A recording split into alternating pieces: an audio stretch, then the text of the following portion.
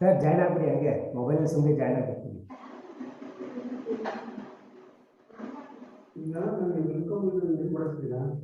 ಆಯ್ತು, ನಾನು ಮಾಡ್ತೀನಿ ಬಿಡಿ ಸರ್. ಆಯ್ತು.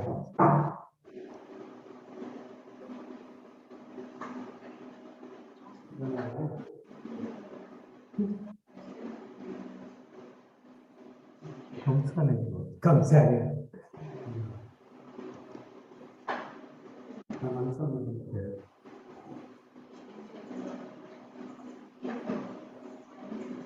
ಕೇಳಿಸ್ತಿದ್ಯಾ ಕಂಸಾಲೆ ಅವರ? ಕೇಳ್ತಾ ಇದೆ. Okay okay. ನೀವು ಸ್ವಲ್ಪ ಜೋರ ಮಾತಾಡ್ಬೇಕು. ಹೌದಾ? ಯಾಕೆ ನಿಮ್ದೇನೋ ಸಿಕ್ಕಾಪಟ್ಟೆ ಬ್ಯಾಕ್ಗ್ರೌಂಡ್ ಸೌಂಡ್ ಬರ್ತಿದೆ.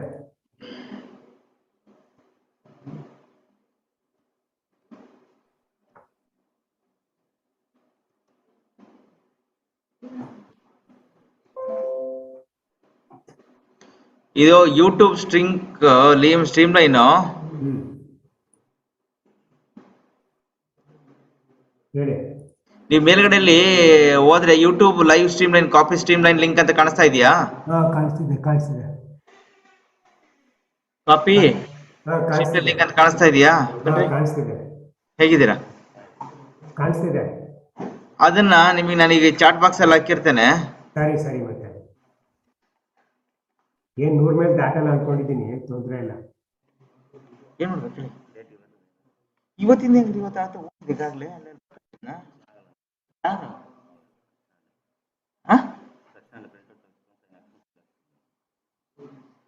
ಇನ್ನೂ ಪ್ರಿಂಟ್ಔಟಾ? ಇಲ್ಲ ಕಣ್ರಿ, ಇಷ್ಟೊಂದು ಕೇಳಿದ್ಯಾರ? ಈಗ ಆಯ್ತು, ಸೈನ್ ಮಾಡ್ಕೊಡ್ತಾರೆ ಅವ್ರು. ಚೇರ್ಮನ್ ಇಲ್ಲ ಇವತ್ತು, ಎಲ್ಲ ಸೈನ್ ಮಾಡಿರ್ತಾರೆ, ಕೇಳಲ್ಲ. ಇಲ್ಲ ಕಣ್ಣ, ಮತ್ತೆ ಇನ್ನೇನು ಅಡ್ಮಿಷನ್ ತರ ವರ್ಕ್ ಎಲ್ಲ ಇದಾವೆ, ಇನ್ನೊಂದು ಲೆಟರ್ ಮಾಡೋದು ಮಕ್ಕಳು ಗಲಾಟೆ ಮಾಡ್ತಾರೆ ಕಣ್ರಿ.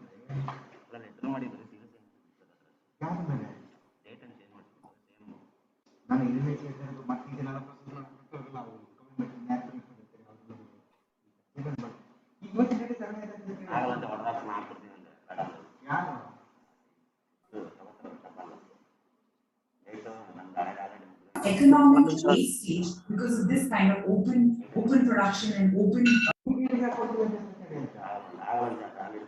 Hello. Ramesh.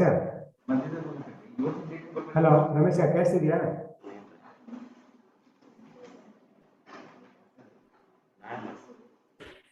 Good morning, sir. Yeah, good morning. Producing hundreds of pencils, and there's another company producing hundreds of pencils.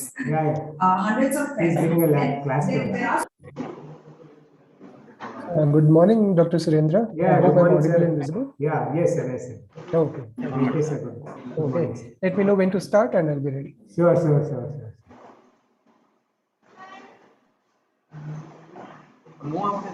Sudesh, sir. Good morning, Professor Surendra Kumar. Good morning, Professor Venakatesh, sir. Good morning to all organizers. Good morning, Professor Sudesh. And Professor Venakatesh, madam, our chairperson is also there. Madam, Namaste, madam. Namaste, sir. Namaste. Namaste, Dr. Venakatesh. Namaste. And sir, Venkatesh, sir, that is Dr. Ramesh from Nayak University, Belgaum. Namaste, Dr. Ramesh. And my student Govinder Kaur, she is teaching in BMS College. Organization. Good morning, sir. Okay. Good morning. So Govinder Rachana is next to you. yes, sir, she is here only. Yes, tell her.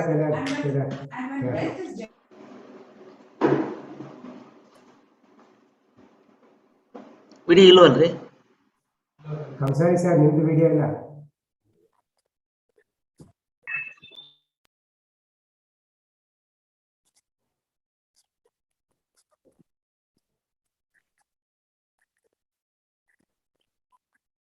Ramesh, ಎಲ್ಲಾರನ್ನೂ admit ಮಾಡಪ್ಪ ನೀನು.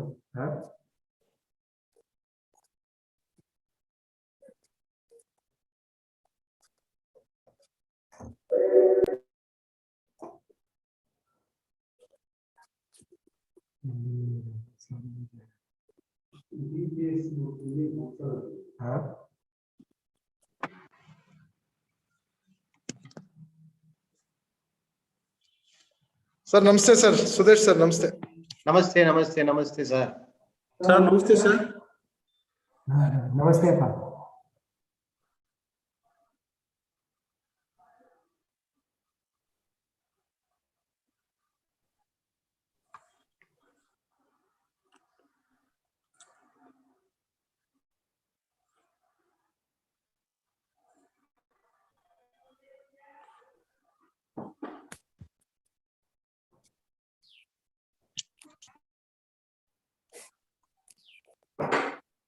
ಹಂಸಾರಿ sir, ಹಂಸಾರಿ ಅವರೇ.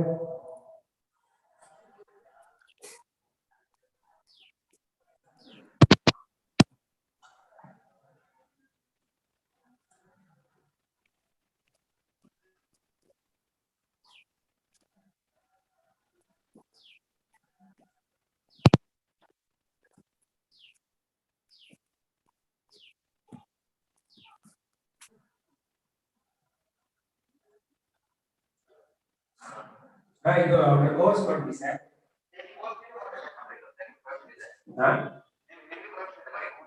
ಅದೇ ಎಲ್ಲಿ ಮಾಡೋದು ನಾವು click ಮಾಡಿ ಎಲ್ಲ option ಕೊಡ್ತೀರಾ?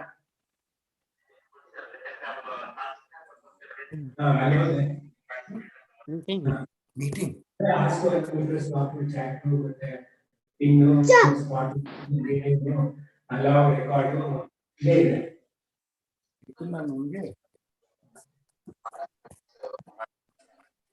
ಪಾರ್ಟಿಸಿಪೆಂಟ್ಸ್ ಓಪನ್ ಮಾಡಿದ್ದೀವಿ.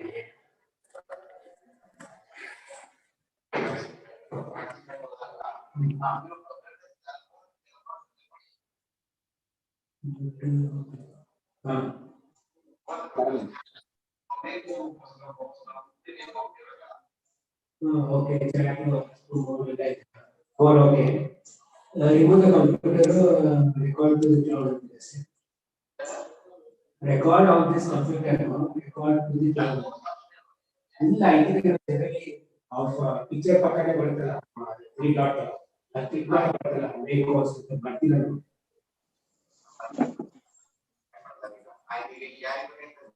ನೀವು ಒಂದು ವೆಂಕಟೇಶ್ ನಾಯಕ್ ಅಂತ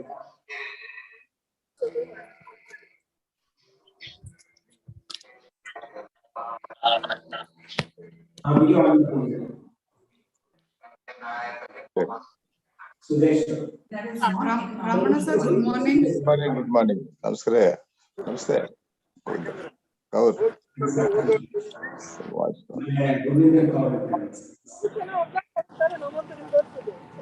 Professor Raman avare namaste. Good morning, sir. Voice problem. Good morning. Yes, sir. Yes. Take care, sir. ನಿಮ್ಮನ್ನು ನೋಡಿ. ಎಲ್ಲರಿಗೂ ನಮಸ್ಕಾರ. ಎಲ್ಲರಿಗೂ ನಮಸ್ಕಾರ.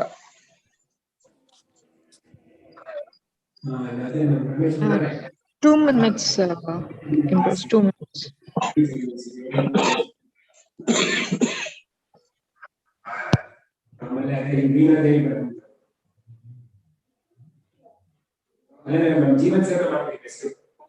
Jivan sir, good morning sir. Hello, Gurvinder, how are you? I'm good sir. How are you sir? Nice to see you. Professor Jeevan Kumar sir, namaste. Namaskara, Sudesh ಅವ್ರಿಗೆ ನಮ್ಮ chief. How are you, sir? ನೀವು ಹೇಗಿದ್ದೀರಾ? All well, sir.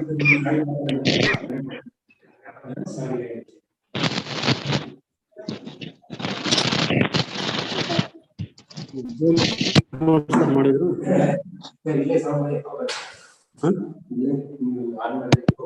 ಅಲ್ಗೋಲ್ಲ ರೂಮ್ಗೆ. Ramesh sir, good morning sir. Good morning, Jivan sir. Good morning. Morning. Good morning Jeevan sir. ನಮಸ್ತೆ sir. ನಮಸ್ಕಾರ ರಮಣ, ಹೇಗಿದ್ದೀರಾ? ಚೆನ್ನಾಗಿದೆ sir. ಸ್ವಲ್ಪ ಏನೋ ಕೆಮ್ಮ ಆಗ್ಬಿಟ್ಟಿದೆ sir. Good morning sir. Good morning. Good morning. Morning. Venkatesh ನಾಯಕ್ಗೆ ನಮಸ್ಕಾರ. ವೆಂಕಟೇಶ್ ನಾಯ್ಕ ಅವರು ನಮಸ್ಕಾರ. Ramesh. Good morning sir. Ramesh ಎಲ್ಲಾರನ್ನೂ ಆಡ್ ಮಾಡ್ತಾವಪ್ಪ. ರಾಜೇಶ್. ರಮೇಶ್. ಮಾಡ್ತೇನೆ. Another 1 minute will start, sir. Venkatesh sir.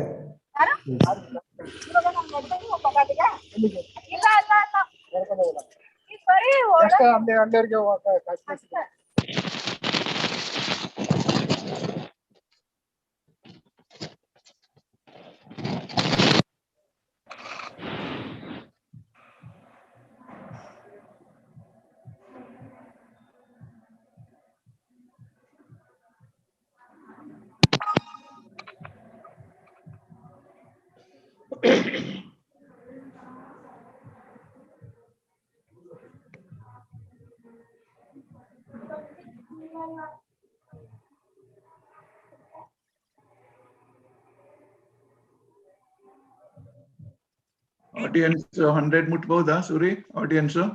They said they have reached out everybody. Hope so they will reach hundreds. I think when Suri invites, he will score a century.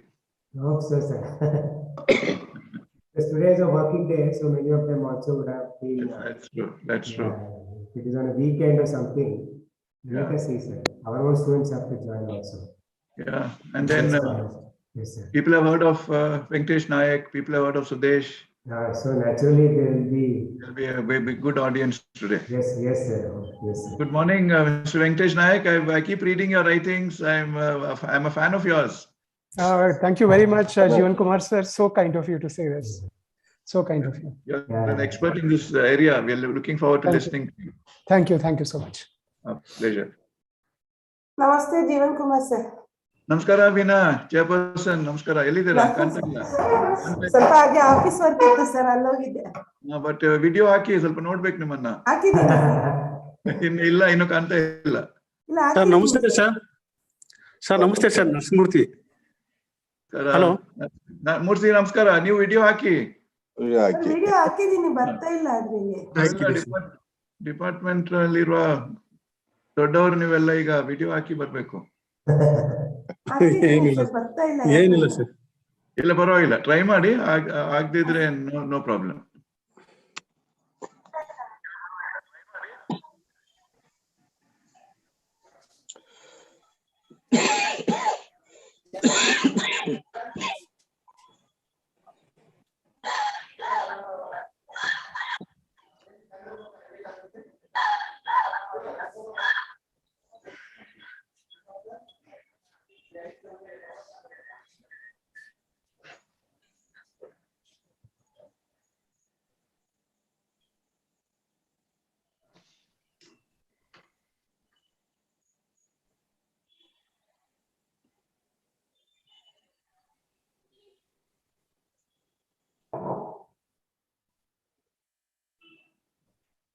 Venkatesh sir, shall we start, sir, or will because people will join? Yeah, I think you should start, Suri. Yes, sir. Chairperson. Madam, madam, shuru madam, madam. Sudesh sir, shall we start, sir? Yeah, I'm ready. Okay, fine, sir. Veena madam, madam, okay.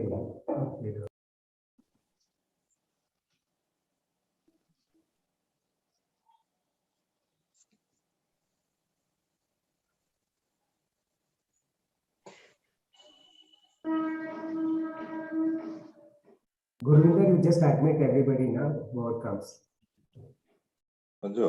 Sure, sir.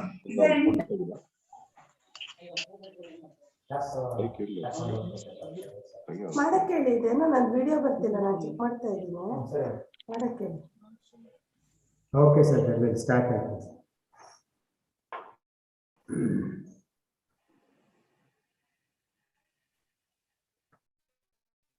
Okay, good morning to one and all present here. At the outset, let me welcome all of you for this special lecture series. And the first lecture is a very important one. We are focusing on electoral bonds, the donor privacy versus transparency. And so basically on behalf of the Department of Political Science and the Bangalore City Political Science Alumni Association, this program is organized. So this is a series of lectures we are planned. And this is the first lecture we are hosting, and that is on an important topic called electoral bonds. So as we all know that the electoral bonds was introduced in the parliament as a finance bill in 2017, and then finally it was notified in January 2018. So since then, the electoral bonds have been into a lot of controversies and have been welcomed by the political parties, whether it is regional parties or the state-centric parties we can find. Electoral bonds are being important aspects for political parties and for the voters in terms of elections and other things. But the point is that when the government, the Narendra Modi government introduced this scheme of electoral bonds, So they had a couple of objectives in their mind. So they argued that it's going to be a path breaking. So as we all know that whenever any programs have been launched by the present India government, has always been regarded as a path breaking. Only later on we come to know with what extent it has been path breaking. Nevertheless, the core objectives of the government in terms of introducing this electoral bonds was that first thing they argued that they want to clean the system of political parties funding. That is one thing. Second thing is that they argued that they are going to put a tab on the flow of black money. That is it. Third thing, they want to ensure accountability with regard to the funding for the political parties. And overall, they argue that the main intention is to ensure there is transparency and accountability. So these are the core objectives which Prime Minister Narendra Modi argued. And also the late Finance Minister Arun Jaitley also argued in these lines that is overall the introduction of the electoral bonds is nothing but basically to ensure transparency and accountability. But since 2017 till now, we can see 4 years have gone. So there are a series of controversies surrounding it, not just from the right to information activists or from human rights activists or from the other opposition parties, but also from the pillars of the Indian democracy. So there are certain pillars also have raised certain objections with regard to this. So the first and foremost controversy which has been gaining momentum is the not disclosing the identity of the donor. So not disclosing the identity of the donor has been questioned. Many people argue that this denies the right to know of a voter, because voters should know like who the funding is going, who is behind the political party funding. So in that aspect, the voters' right to know has been denied. That is first thing.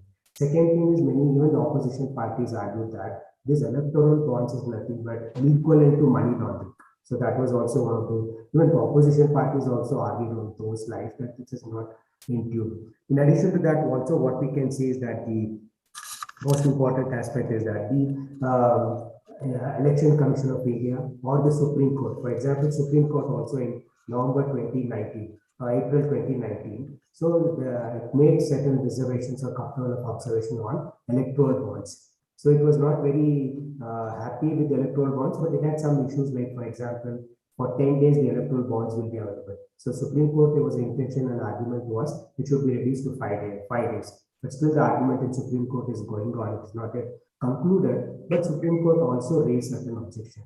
With regard to the Elections Commission of India, so it also raised a couple of objections. So although Election Commission of India's official position is that they are not against the electoral bonds, they are in favor of this, but only their concern is that the political parties were not involved in terms of the decision-making process, or their inputs was now taken by the Ministry of Finance. So that is one. Second thing also they argued in terms of fixing the percentage, like any political party with 1% vote share is eligible for this electoral bonds. But the Election Commission argument, it should not 1%, it need to be increased or it need to be discussed. And they are also not happy with not disclosing the identity of the donor. So this is the position of the Election Commission of India. And with regard to the law ministry, so the law ministry, Union Law Ministry also had expressed reservation when this bill was introduced in the Parliament. So their argument was that why 1% of vote share? It should be 6%. So that is the argument of the Law Commission, which is still they're holding on to the same position that instead of 1%, it should be 6% as a benchmark for any political party to be eligible for this electoral bond. So there are a lot of controversies going on. Even the latest in 2020, we can see that this electoral bonds, like who are the donors, can't be also accessed through RTI. So one of the activists from Maharashtra had filed a petition to the Central Information Commission to disclose the donors' name who have contributed to the political parties through the electoral bonds. But the Central Information Commission argued that they cannot be disclosed because it is not in the public interest. A. And second thing, it also is it also violates the RTI Act of 8, Clause 1. I think Venakatesh sir can throw more light on that one. So these kind of controversies have been surrounded the electoral bonds since 2018. It was notified.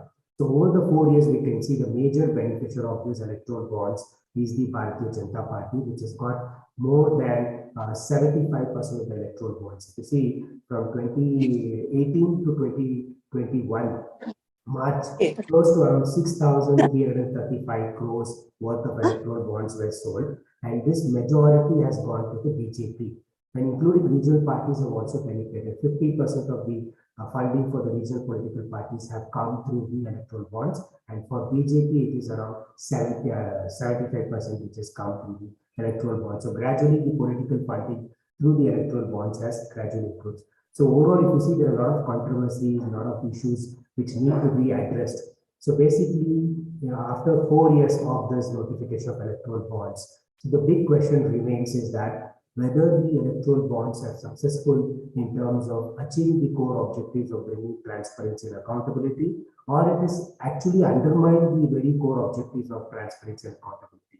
So to throw light on these aspects, the controversies, I think we have a very right person here, that is Venakatesh Nayak. So he's the program head of the Access to Information, that is the Commonwealth Human Rights Initiative, which is based in New Delhi. So Venakatesh Nayak sir is also an RTI activist, and he's also trained several thousands of government officials within India, outside India, in terms of implementing the RTI, in terms of framing the RTI rules and regulations. In that way, we have the very right person, and also Venakatesh Nayak sir is a regular writer in one of the leading newspapers in India. So on electoral bonds, right to information, other things. So he's a very interesting person in terms of his accessing information, training people, why it's important, everybody right to know. So in this regard, we are very fortunate to have you, sir, on behalf of the Department of Political Science and Bangalore City Political Science Alumni Association. We formally welcome you, sir. Venkatesh sir, formally welcome you. And also to throw a light on the legal perspective of this whole electoral bonds controversies which are there. So we have with us Professor Sudesh, who is the former dean and the principal of University Law College, Bangalore University, and also former vice chancellor of Bangalore University. So it's very fortunate that sir is a law expert, although he specialized in the labor law, but he has also worked on the aspects of right to information and other things. So we are very fortunate to have with us Professor Sudesh. So formally welcome you, sir. Yes, thank you. And we also, I would like to welcome our chairperson, Professor Veena Devi. Under her leadership, that we are organizing the series of lecture and several other lectures which have been lined up. So it is her vision and ideas that we are carrying forward. So I welcome you, ma'am, Veena ma'am, for this webinar. I also welcome Professor Nasimurthy sir, Professor Ramana, then Professor Jeevan sir, all of them for this webinar. So it's also my opportunity and also privilege to welcome all the EC executive members of Bangalore City Political Science Alumni Association, the teachers of Bangalore City, the students, research scholars, and everybody, all those who are present here, and the invitees and participants. And also my special thanks and welcome to Professor Kamsari from Physics Department. He has always been the technical support for political science in terms of organizing these webinars and other things. So with these few words, I welcome one and all, and thank you all for showing the interest in this webinar. So now I'll request Venkatesh Nayak sir to take the floor, and we can make a presentation of 45 to 1 hour or so, and then it will be followed by the comments by our discussant, Professor Sudesh sir. Then we'll have the Q&A. So all the students and the participants, feel free to ask whatever queries or clarifications you have. Venkatesh sir is the right person to address your queries. Now over to you, sir. Venkatesh sir. Thank you very much, Dr. Surendra. Yellarigu namaskara. I have been told that I should be speaking in English. So I will continue the rest of my presentation in English itself. But for your information and in the interest of complete transparency, I am a Kannadiga, true blue Kannadiga. I'm from Bangalore. I'm actually a second generation graduate of Bangalore University, the first generation being that of my mother. When Bangalore University was based at Central College, she did her postgrad in history there.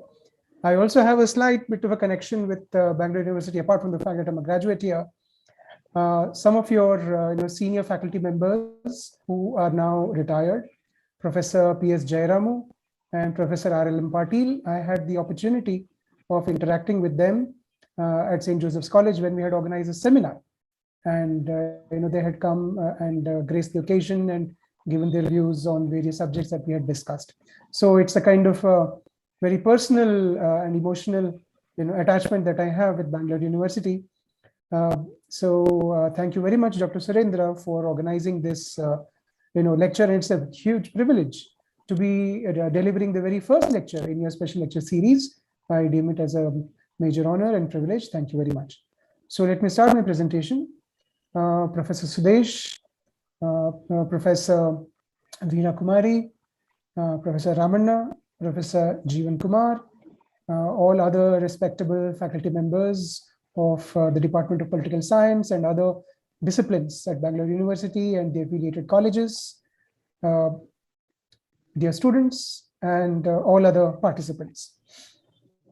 I would like to, actually the canvas for my presentation has been very beautifully laid down already by Dr. Surendra Kumar in his introductory remarks. And all I need to do is just flesh out the details of some of the things that he pointed out, and also a few things which are more recent developments that I would like to share with you. Let's first start with an understanding of what is this species of organizations called political parties.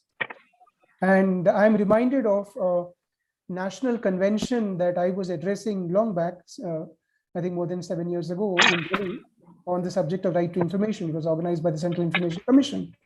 And at that point of time, one of the panel discussions was about transparency of political parties. And at that point of time, we had a panelist who asked this question: what is the legal status of a political party before it is actually registered or recognized by an election commission? And if I'm not mistaken, this was actually a question raised by another Kannadiga. This is Professor Vijay Kumar, who was registrar of the National Law University, Bangalore, and also later on he was vice chancellor of several universities. He raised this question.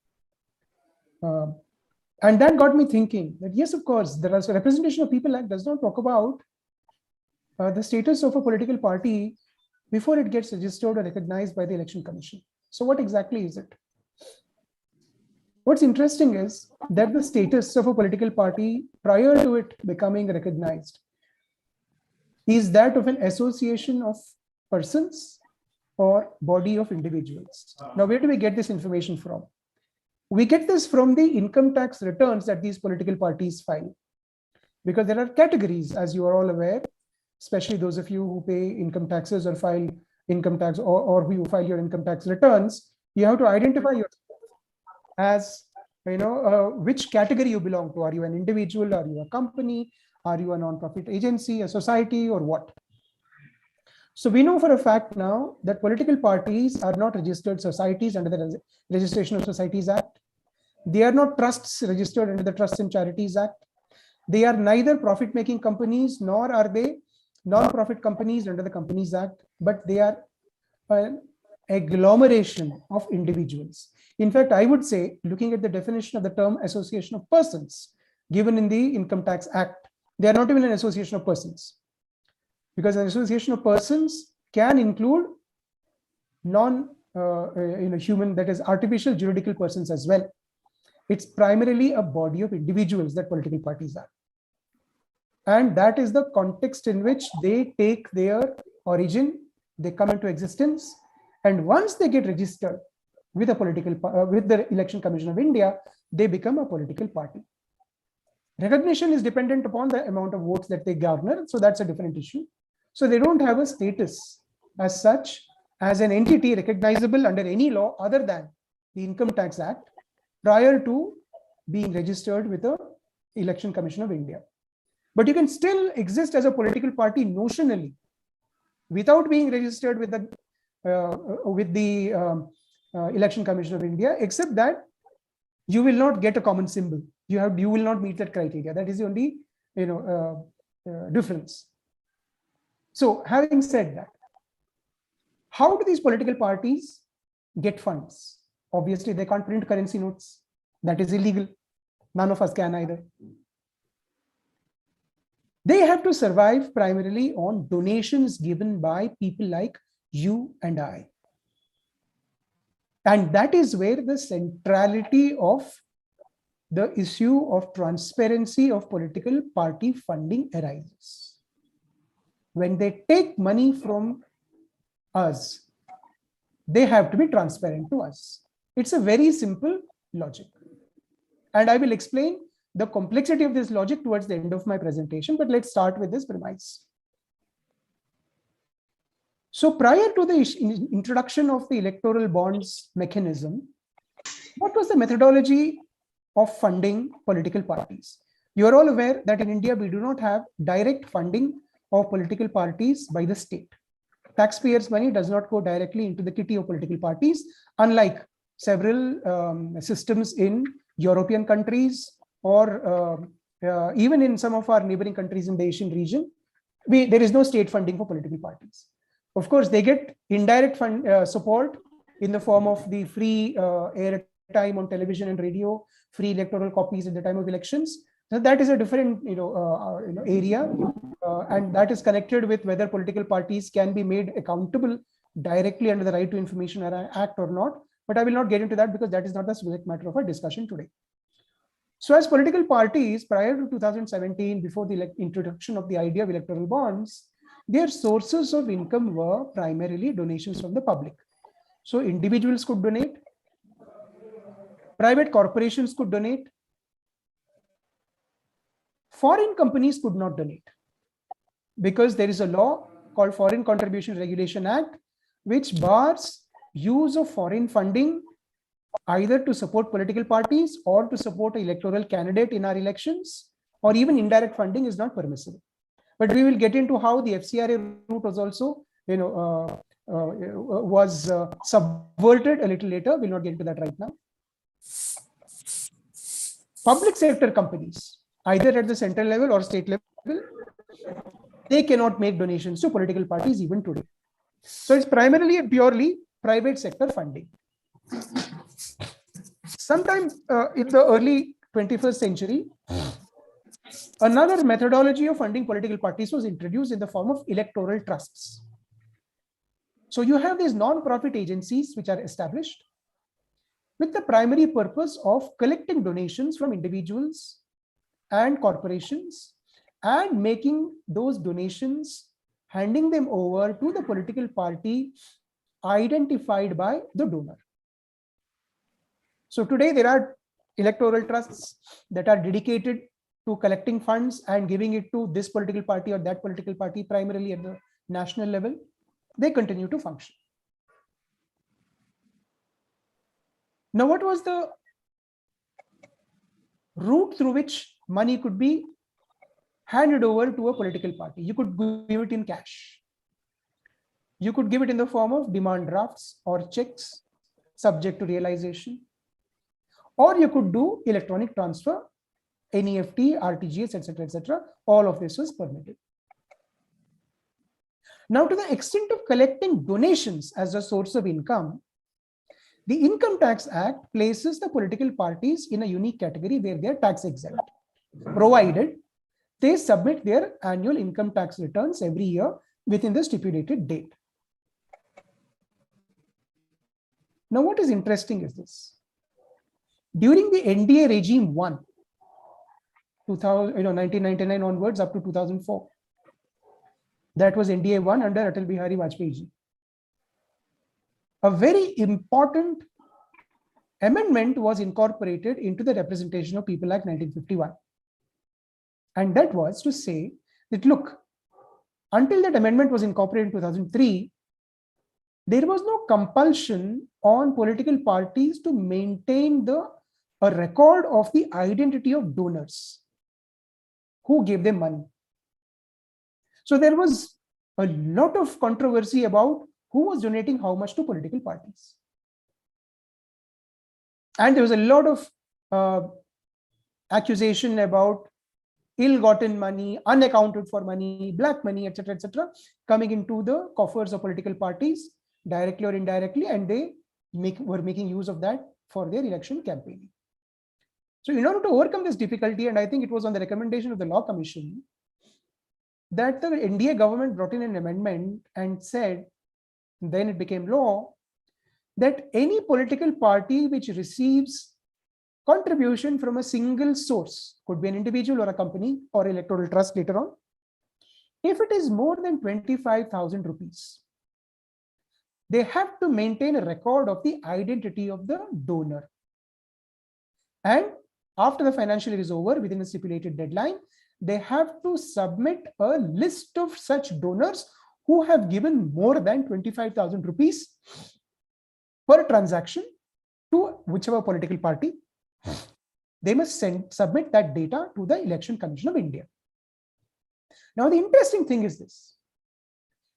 This amendment does not talk about transparency of this list of donors to anybody in the world. The requirement is only submission to the Election Commission of India. The Election Commission of India, in its wisdom at that point of time, took a policy decision and said that we will make all these contribution reports public on our website.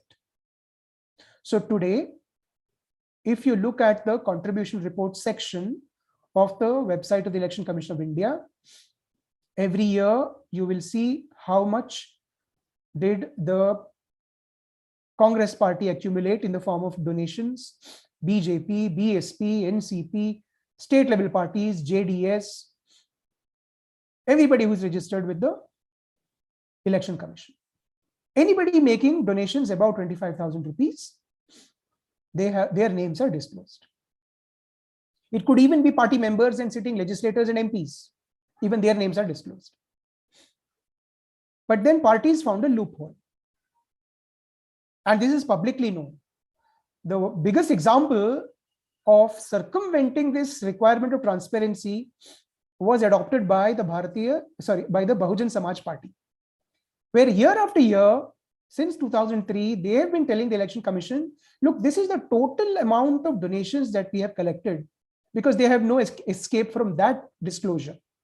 This is the total amount of donations we have collected, but every single donation is less than the 25,000 rupee threshold. So they don't have a contribution report at all. It is nil every year. So they will collect 24,999 as the amount from each donor or lesser. And they will say, we don't come above the 25,000 threshold. So we have no duty to disclose the names. But other political parties, a lot of other political parties did not take this route.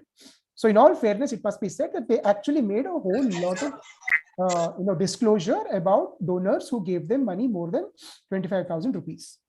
The communist parties, they are the parties which actually don't receive huge amounts of funding, but they collect small amounts of funding, small donations by sale of tickets and coupons and publications, etc., etc.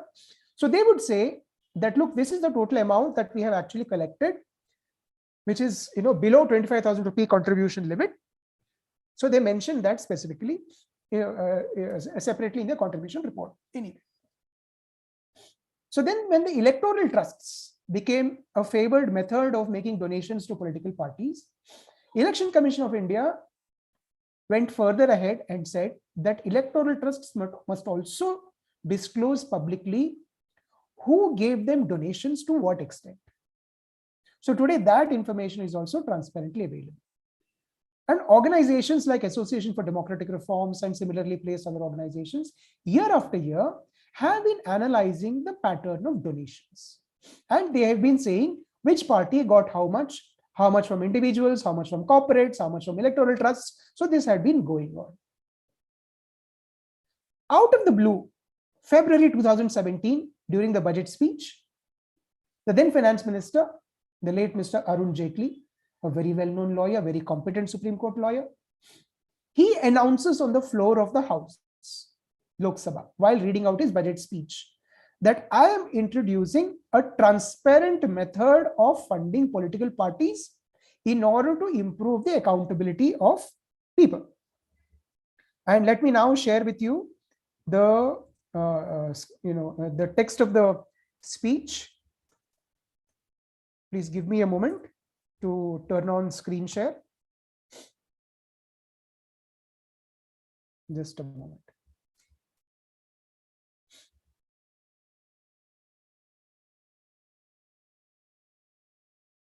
Yes, it's here. Okay, I hope my screen is visible. it should read the subtitle, sorry, the subheading should say transparency in electoral funding. Now look at the speech. Yes, now look at the speech here. It says India is the world's largest democracy. Political parties are an essential ingredient of a multi-party parliamentary democracy. Even 70 years after independence, country has not been able to evolve a transparent method of funding political parties, which is vital to the system of free and fair elections. And then they go on, they go on to mention their, the 2003 amendment. I must correct myself. It is 20,000 rupees as a threshold, not 25,000. So 20,000 rupee donations, anybody who makes through cash, check, or etc., list is required to be maintained. And then they announce this scheme in paragraph 165. So they say an effort requires to be made to cleanse the system of political funding in India, because a lot of political parties continue to receive anonymous donations through cash, and donors have also expressed reluctance in donating by check or other transparent methods, as it would disclose their identity and entail adverse consequences. So therefore, the government proposed that all cash donations to political parties would be capped at a maximum of 2,000 rupees. But political parties will be entitled to receive donations to any amount through check or digital mode from donors. And apart from that, they said that RBI would be authorized to issue electoral bonds in accordance with a scheme that government of India would frame. Anybody could, as a donor, could purchase these bonds through authorized banks against check and digital payments only, and it will be redeemed in the designated account of a registered political party, and there will be a time limit within which this redemption will be permissible. And they said we will make some further amendments to the income tax, saying that you will be continue to get your tax exempt status only if you submit your income tax returns. Otherwise, it will be taken away. So we all thought, oh, this is great. So let us wait for the electoral bond scheme. But before we go into the electoral bond scheme, let us understand how the amendments were actually incorporated. That is when we actually got to understand what exactly is this, within quotes, transparent political party funding amounting to. Now let me share my screen again. The finance bill that was introduced at the time of the tabling of the budget speech, or presentation of the budget speech, incorporated 3 amendments. The first to the Reserve Bank of India Act, the second to the Representation of People Act 1951, and the third to the Income Tax Act 1961. There was a fourth one. I'll talk about the fourth one a little later. Now let me share my screen again and let me show you what exactly were the changes that were made to these laws. So you can see on your screen part 3 of the Finance Act of 2017. The first amendment that was made was to the Reserve Bank of India Act 1934. So in section 31 subsection 2, a proviso was further subsection was added, which said that notwithstanding anything contained in this section, central government may authorize any scheduled bank to issue electoral bond. And electoral bond means whatever is notified by the central government of India in the form of a scheme. Of course, there is a typo also in this, as you can see, but unfortunately this has not been corrected. But anyway, now apart from that, the second amendment that was made was to the Representation of People Act, where section 29C was inserted, a new subsection was inserted. Let me correct myself. A proviso and an explanation was inserted under section 29C subsection 1, saying, provided that nothing contained in the subsection shall apply to contributions received by way of an electoral bond. And then they explain electoral bond means so and so according to the amendment made to the Reserve Bank of India Act. So what exactly is this proviso doing? What it is doing is, it is putting an exception to the rule mentioned in section 29C about transparency of the identity of donors who make donations through other methods to political parties. So while if you want to choose to continue to make donations in cash, of course, that is just 2,000. So there is no duty to maintain donor identity data. But if donations are received in the form of checks or RTGS or demand drafts about 20,000 rupees, then the donor identity, PAN number, the bank through which the transaction occurred, the date on which the donation was made and it was realized, all of that has to be made public through the Election Commission, of course. But electoral bonds, if anybody were to choose to make donations through electoral bonds, none of this transparency requirement applies. And then the next amendment that was made was to the Income Tax Act. And I'll come to that in a moment. Let me just share that page with you. Yeah. So you can see Section 11 of the Finance Act made an amendment to the Section 13A of the Income Tax Act. Now, if you look through the text of the Income Tax Act amendments, apart from the fact that the cash donations limit is kept at 2,000, it won't be possible to understand anything else they are saying, because it says here, omit this part, there include voluntary contribution, including electoral bonds, etc., etc. So it's not clear as to what exactly is being said unless you compare the Principal Act with the amendments made. So the sum and substance of the amendments made, when you make such a comparison, is simply this: that the income tax amendments take away the duty of political parties to maintain a record of the identity of people who make donations through electoral bonds. That is a simple fact of the matter. And that is where, why we also have serious problems. But anyway, so these were the statutory amendments that were made, which form the statutory basis of the electoral bonds idea. Then something interesting happened. You are all aware, now the budget session is likely to happen 1st February onwards. It will happen, of course, unless, God forbid, anything untoward happens. Finance bill is tabled along with the appropriation bill. There is some discussion on it. And then Parliament goes into a recess of 3 to 4 weeks. And they come back sometime in April for the second part of the budget session. And they pass the finance bill, appropriation bill, and whatever other bills are pending in that budget session that require to be passed. So the time period, this recess period, is actually taken as the time for the various standing committees of Parliament to discuss the demand for grants that are presented in the finance bill and the appropriation. Now, what's interesting is this: the 4th amendment that was made in the Finance Act of 2017 was not even tabled along with the finance bill. It was tabled after the recess period was over in April. So the committees did not have the opportunity to discuss these amendments, and it got passed because the government had a majority in both houses, in the lower house, and they managed to cobble up a majority in the upper house. So what was this amendment? This was an amendment. I'm going to share my screen again. This was an amendment that was made to the Companies Act, and I will show you that in a moment. There you are. So the Companies Act, the amendment was very interesting. Until this amendment was made, the statutory requirement under the Companies Act was that any profit-making company could make donations to political parties according to a certain set methodology. And what is the methodology? That they would be eligible to make donations to political parties only if they had profits for the last 3 financial years.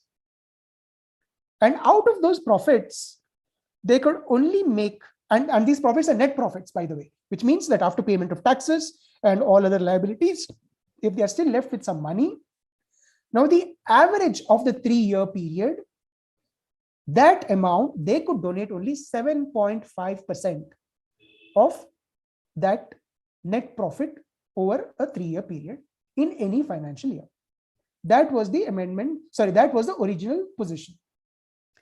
Along with this, the law required that companies were to include in their balance sheets as an annexure the details of the political parties to which they were making their donations. What the amendment of 2017 does through the Finance Act is it takes away all these statutory requirements. So what is the net result of the amendment of the Companies Act in 2017? You are no longer limited to that 7.5% requirement. So today you can float a company and you can hand over your entire share capital in the form of donations tomorrow to any political party of your choice, you will not be violating any law. And the second major problem that this amendment created was that companies were no longer required to disclose the identity of political parties to which they were making donations. Now, this is how opacity was brought in through the form of electoral bonds. Now, the Companies Act also says specifically that a company can make donations through electoral bonds. So this amendment, as I said, the bill was introduced after the recess. There was no discussion in committee and everything was approved and passed. And then government started notifying. Then government went in to notify the electoral bond scheme in 2018. They said we will implement this 2018, April onwards. So then the Department of Economic Affairs notified the electoral bond scheme, and I'm going to show that to you on my screen now.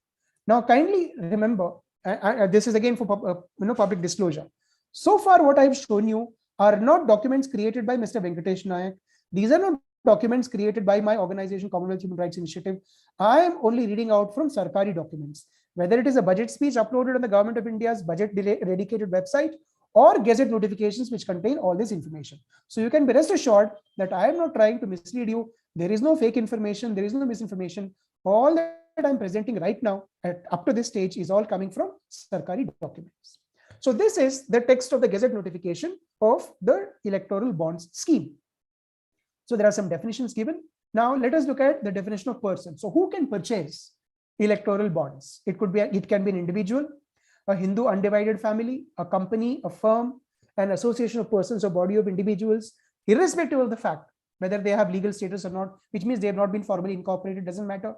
Every artificial juridical person who does not fall under these categories, or any agency or office or branch owned or controlled by such persons mentioned above. Now, the person who purchases bonds falling under any of these categories, one requirement is that this person must be a citizen of India, or if it's an artificial juridical person, they must be incorporated or established in India. A person being an individual can buy bonds on his own or her own, or jointly with other individuals.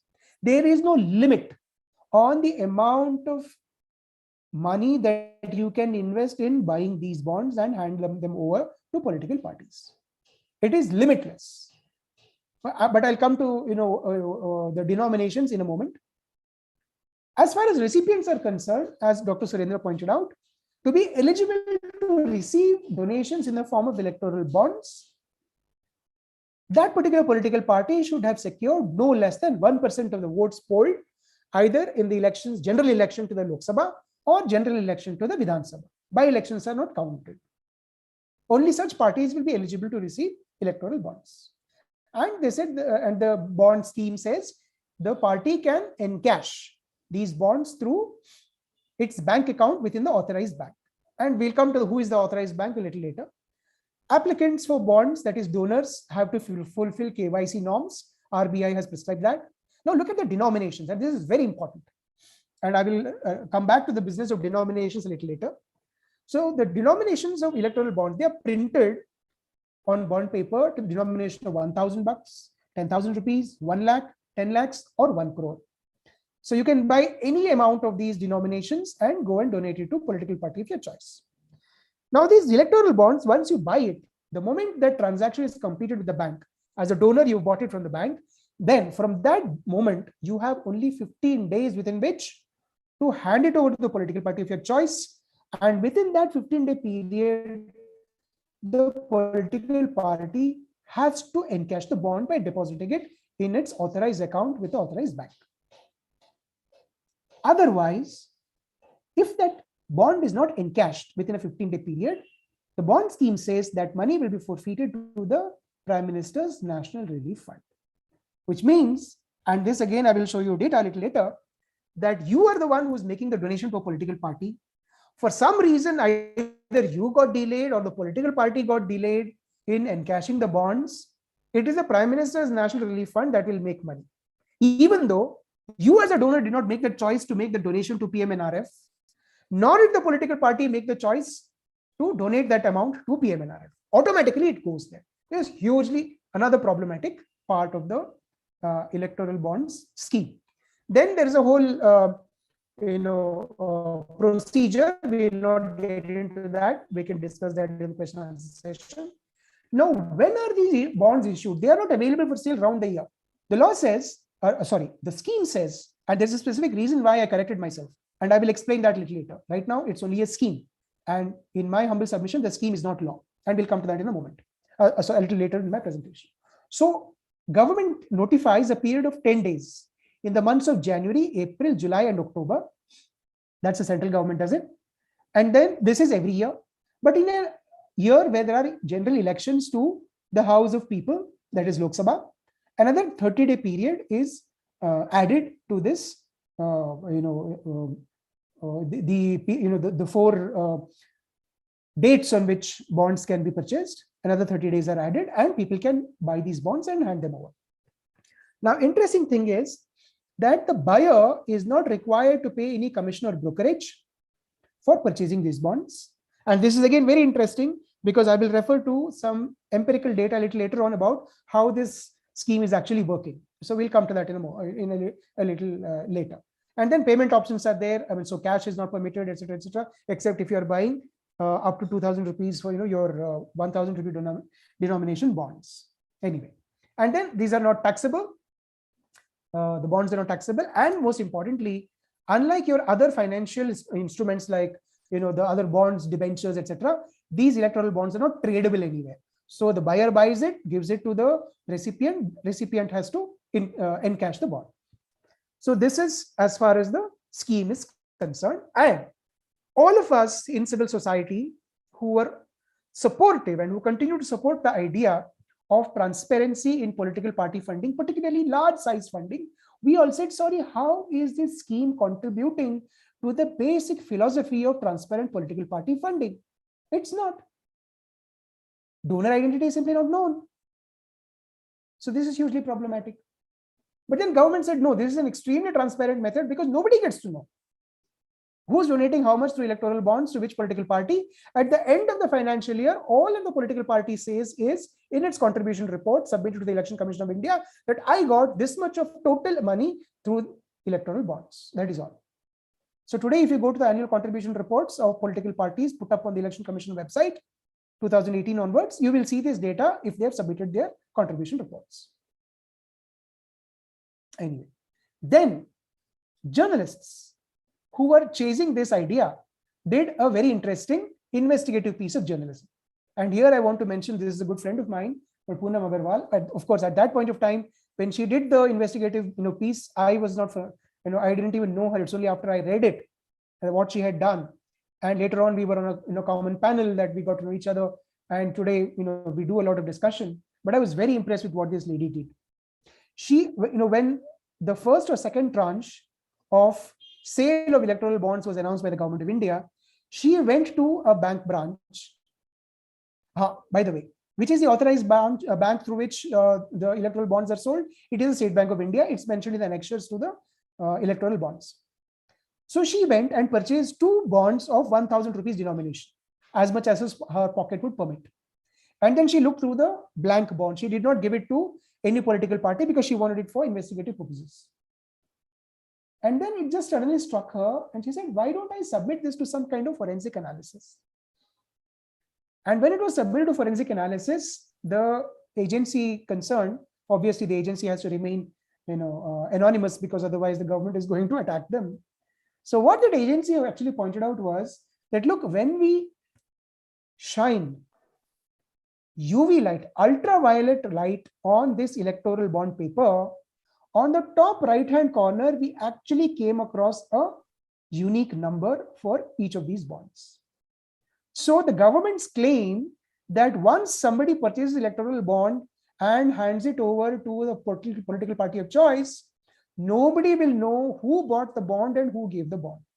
So this unique identity number, and because this will be recorded in the bank account books of State Bank of India branch where the electoral bond is purchased, the only authority that will have access to this information other than the bank itself as to who bought which bond or what denomination and gave it to whom, it will be the government of India. So the question that was asked was, is this really transparency to the people, or is it transparency to the government to monitor who is giving how much money through electoral bonds to which party? So that was one bit of investigative journalism that was done. Anyway, then like Dr. Surendra said, when all of these things hit the headlines, Association for Democratic Reforms and several other similarly placed organizations went to the Supreme Court challenging the constitutional validity of the electoral bond scheme. And they said this is just not helping to cleanse the political party financing methodology or the scheme. It's actually adding to the problems, adding to the troubles. It's making the system more and more opaque. I will not get into the detailed pleadings here because time is short and I want to, I've just barely covered 50% of my presentation. Then what happened? In 2019, just before the elections to the Lok Sabha were announced, the matter was heard and the Supreme Court recognized that this matter was pretty serious, the way the petitioners were arguing. So it directed the Election Commission to collect all information from political parties that had received donations to electoral bonds and keep them in a sealed cover until after the elections were over.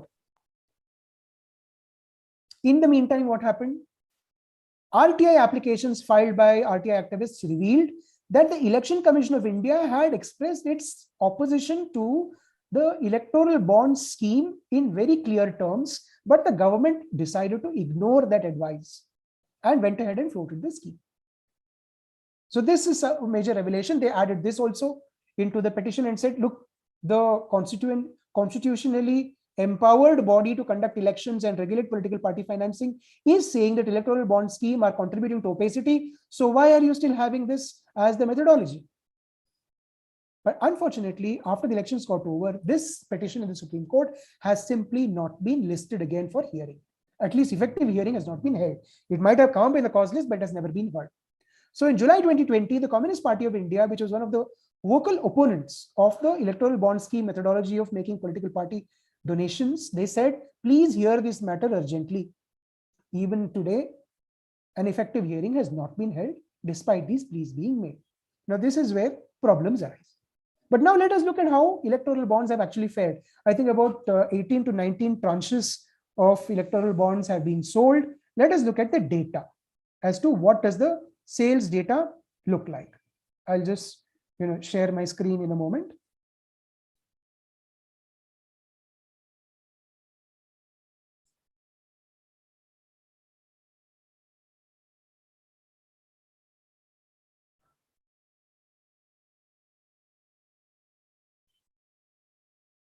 Just a moment. Sorry, I think I didn't open that particular file. Let me just keep it open now, and we should be able to see it in a moment. Kindly bear with me for just another 30 seconds. Yes, the screen is here. Okay.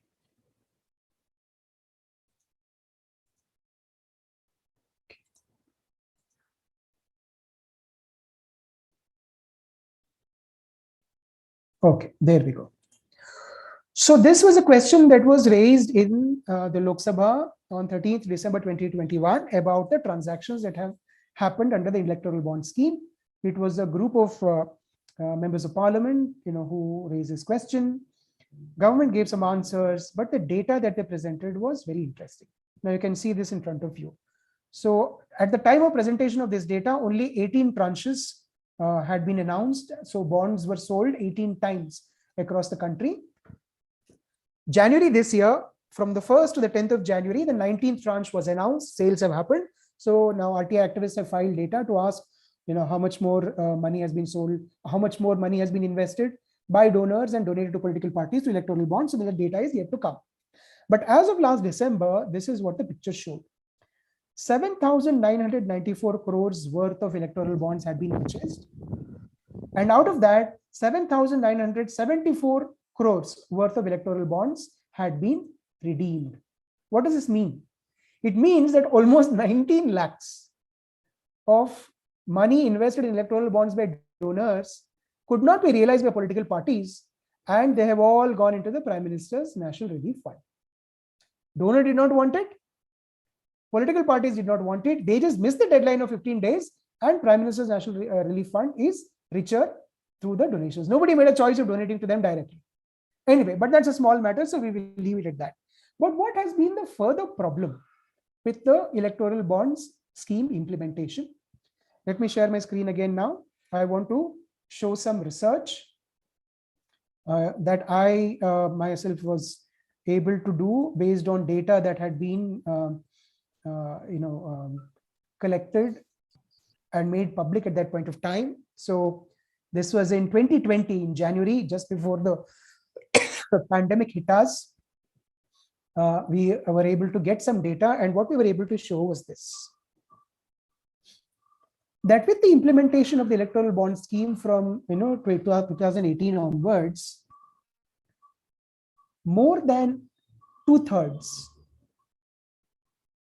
of donations that were made to political parties was through the electoral bonds route, which means that donations were now being made to political parties anonymously, even though it is still possible for people to reveal their identity and make donations through methods other than electoral bonds. And we were able to show that how the 7 political parties, the top ones, they had received 55 to 87% of their donations to the electoral bonds route. Nobody received less than 50% during this period in 2018-19. 2 state level parties, that is Janata Dal Secular and one other party, that is TRS, they received between 77 to 80% of their donations through electoral bonds route. This was the research of 2020. There is more research available today, thanks to Association for Democratic Reforms, which has continued this chasing of how the electoral bonds methodology is unfolding itself. And they are showing that in addition to this electoral bonds, that continues anyway, that opaque donation is continuing.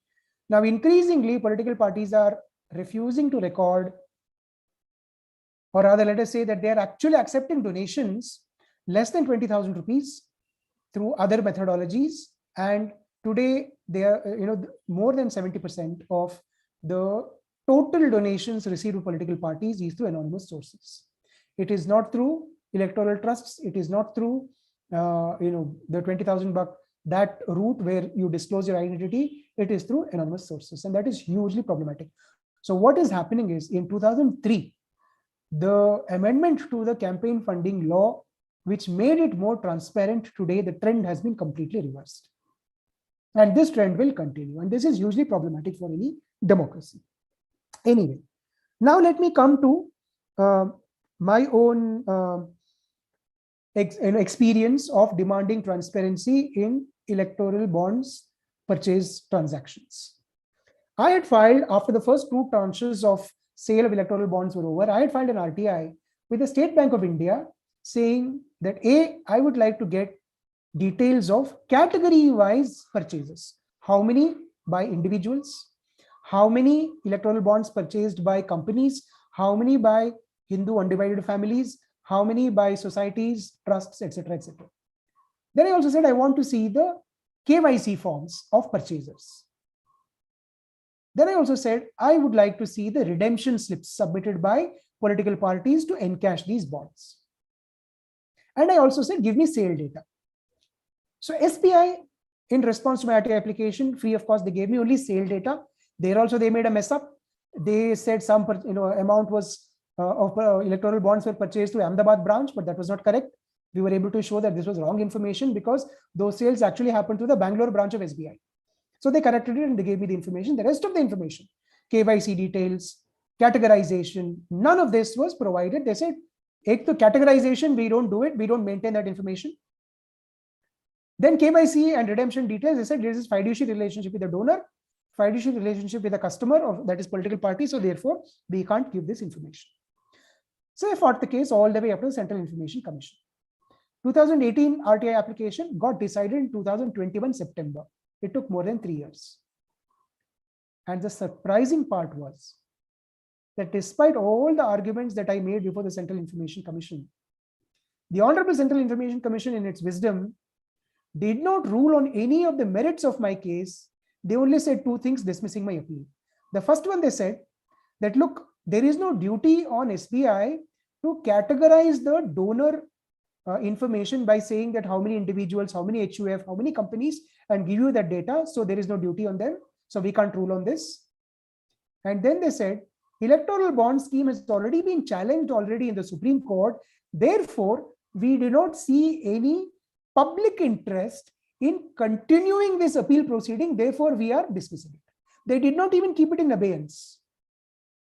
Normally, the practice earlier used to be that if a matter of an RTA application is also the subject matter of a case before a High Court or Supreme Court, the information commissions would say, we will keep this appeal in abeyance. We will wait for the higher courts to decide those cases. Then we will decide your case. There are n number of such examples. But in this case, the Central Information Commission said, sorry, we will not decide your case. We are rejecting it. So now I have to find a lawyer to challenge this decision of the CIC through judicial review route before the High Court, and that process is on. Anyway, we'll leave it at that. Another RTI of mine, I had asked for the decision-making related papers. How did the electoral bond scheme emerge? What official discussion happened within the Department of Economic Affairs?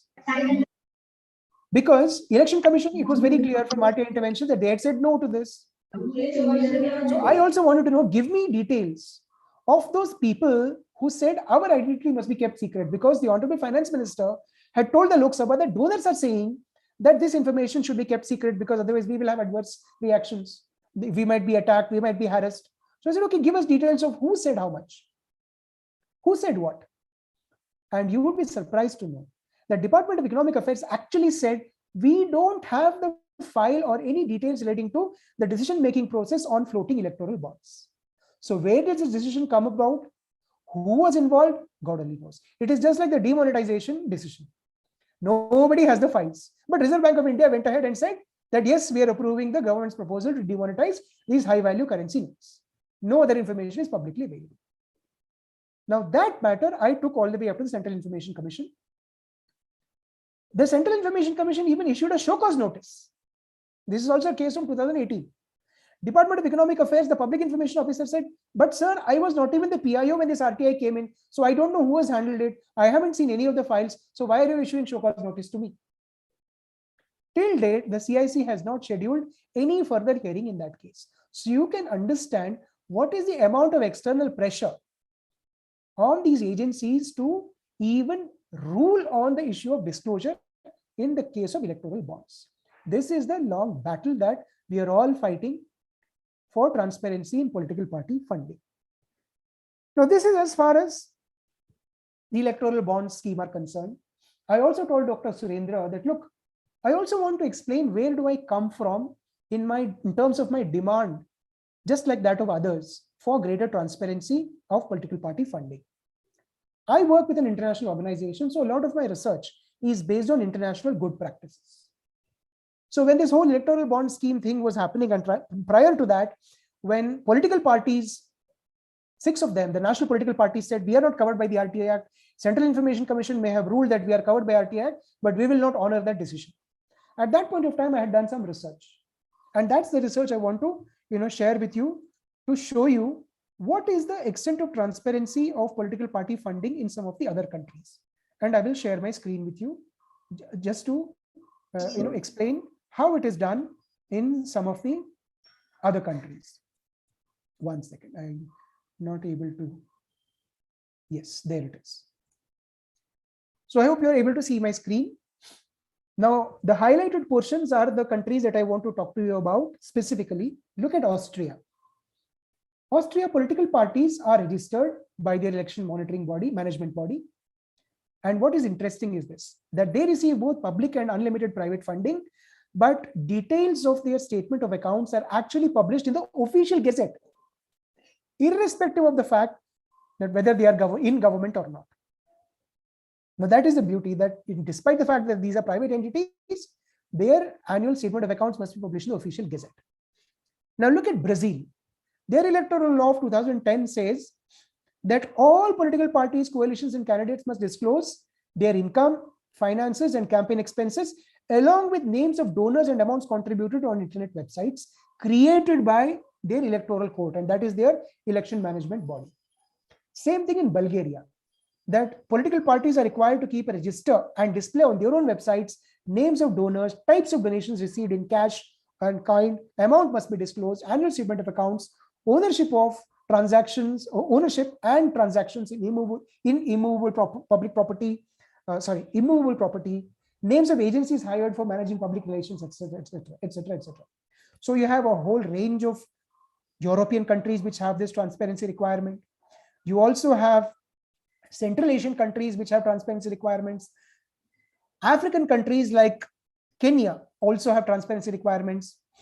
This research was done almost, we are in 20, it was done a decade ago in 2000, almost a decade ago in 2013. Today, the Mexican election management body, their election commission has said that their political parties at the federal level have to make all their financial transactions publicly accessible. You would be surprised to know our neighboring country of Nepal, their right to information act says that we could actually go, their citizens can file RTI applications directly with the political parties and ask information, and they have to give it. Fiji, which has more than 38% of people who are of Indian origin, they have a special law on political parties where Fijians can walk into the office of a political party and directly ask for information about their accounts and other records that they maintain. They don't even need to file RTI applications. This is the standard of transparency in developed and developing countries as far as political party transparency is concerned. Now, what are some of the compelling arguments? And this is the last part of my presentation, and I'll stop after this. What are some of the compelling arguments in favor of transparency of everything that political parties do? And when I say everything, I mean everything, including choice of candidates. And I'll come to choice of candidates at the very end of my presentation. Now, political parties, in my humble submission, are public institutions. They are not state institutions. They're not public sector institutions in that restrictive sense of the term, but in the larger sense of the term, as they are public institutions because their only purpose is to have dealings with the people of the country. That makes them public institutions. They are different from other civil society organizations. Today, it is possible, theoretically speaking, it is possible to have an electoral democracy in the absence of NGOs. NGOs are not central to electoral democracies. They exist by virtue of local developments, that's a different matter. But you cannot have electoral democracies in a meaningful manner unless you have political parties. Partyless democracies have been tried and tested and discarded. Single party democracies have been tried and tested and discarded in African countries and Latin American countries. They have not worked. They have led to authoritarian regimes. Today, the world has realized that multi-party democracy is the way forward. So when that is the case, you have multiple political parties vying to represent the people of that country, saying that I will represent you in the legislature, irrespective of the fact that they may win the elections to do that or not. Even if they get one vote from any voter, in my humble submission, it creates a trust-based relationship between the voters and the political party. It is called a fiduciary relationship. Because these parties say that we will represent you in parliament, either in government or as opposition parties. Even one member is enough. There is a fiduciary relationship. Why? Because we have entrusted them with public power to represent us. They have to be transparent to us. And that transparency will extend to party finances also. Political party funding comes from small and large donations. You will be very surprised to know this fact-checking website called factly.in did research in 2020, and they found that there are simply no takers. 99.9% of electoral bonds of 1,000 rupee and 10,000 rupee denominations have been unsold. They remain unsold. Nobody is buying them. So people like you and I, who can't make lakhs and crores worth of donations to political parties, are not even going for the electoral bonds route. It is the huge corporates. It is the large-pocketed, deep-pocketed donors who are going in for the 10 lakh rupee and the 1 crore rupee denomination bonds. So what is happening? Electoral bonds has actually created an opaque methodology of making large-sized donations to political parties. Why will corporates make large size donations to political parties unless they want some policy change from the party that they expect to come to power? So it's it's policy formulation in government that is actually being financed, that is being influenced in a big way by corporate financing of political parties, either at the state level or at the central level. And this is hugely problematic. So today, if we don't even have the right to know which are these entities who are financing political parties to such large extent, in such large volumes, how do we even get to know who has influenced which policy in government when a party got elected to power? So this is where, there are huge problems that the electoral bond system creates. And my very last point for submission, what has happened today is this. The electoral bond scheme has created two classes of donors, the transparent ones and the non-transparent ones. So the ones who give money to political parties about 20,000, but not through electoral bonds, using other routes, they have to be transparent. But political parties which receive money through electoral bonds route don't have to be transparent about the donor identity. State Bank of India says, I have a fiduciary relationship with my customer, therefore I don't have to be transparent about the purchasers of electoral bonds. Government says, oh, this is all information between political parties and State Bank of India, so I don't have this information with me. So there is another class of donors who are anonymous. And this class of donors who are anonymous is expanding, as I pointed out. It's now more than 70% of the total volume of funding that political parties are receiving. And this, I think, in the long run, is hugely detrimental to the requirement of transparency in the affairs of political parties. Today, even the Supreme Court is saying that your choice of candidates, the reasons why you choose a candidate to contest elections from your party should not be opaque, especially with regard to those with criminal background. Political parties are being told you have to now publicly disclose the reasons why you are nominating a person with criminal background, criminal antecedents. They may not be proven cases. Mere registration of FIR, which is more than 6 months old, is enough. So the choice of candidates is also now open to transparency. So when that choice is open to transparency as far as people with criminal antecedents are concerned, why should not choice of candidates who don't have criminal antecedents also be public? Again, why this artificial divide? So therefore, I think there is a very strong case, not just for political party financing today, and the removal of the electoral bond scheme, because it is contributed to opacity like nothing else has. And also the necessity of knowing the criteria that political parties adopt while selecting candidates. So this was my submission to you. I'm sorry if I've exceeded my time. I would like to thank Dr. Surendra Kumar, all faculty members of the Department of Political Science of Bangalore University for giving me this opportunity of sharing my thoughts with you. Please don't think that what I've shared with you is the gospel. These are my personal views. And they echo with a lot of other pro-transparency advocates in the country. But we can have a discussion on all of this. I'm open to questions later on. So I would like to thank all of you for being so patient and listening to me. Thank you very much once again. Thank you very much, sir, for your analysis and also putting the electoral bonds in the right perspective and giving the chronological sequences of how this electoral bonds was floated and what is the implication, and also bringing the best practices in other countries. So when small countries can do it, why can't a largest democracy in the world can't follow that one? So it's a very good and a very interesting, and I'm sure all of us have immensely benefited from your presentation. So without wasting much of the time, I now request discussant Professor Subhash sir to make his observation, and then we'll have the question and answer session. Over to you, Subhash sir. Okay. Thank you, Professor Surendra Kumar. And let me congratulate Professor Venakatesh Nayak for a very well illustrated, illuminating on the issue of electoral bonds. I'm particularly very happy because all his presentations have been made with some empirical evidence.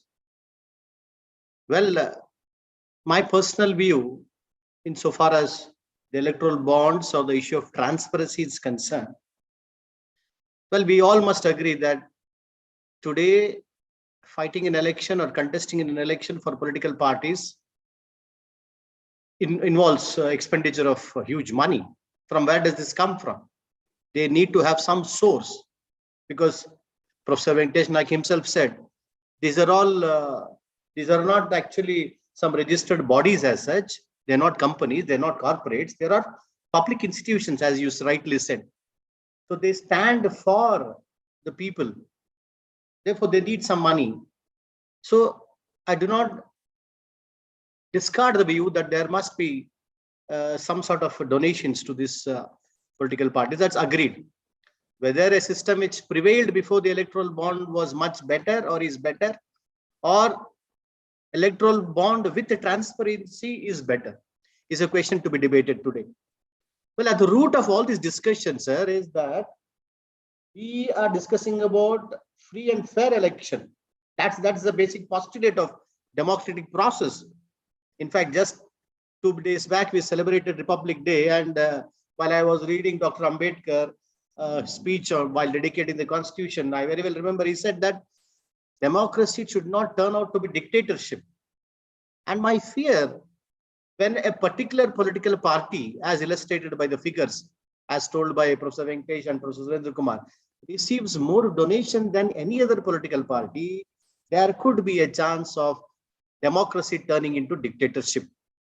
And transparency is needed for the people to believe that they believe the ballot box and not the electoral bonds.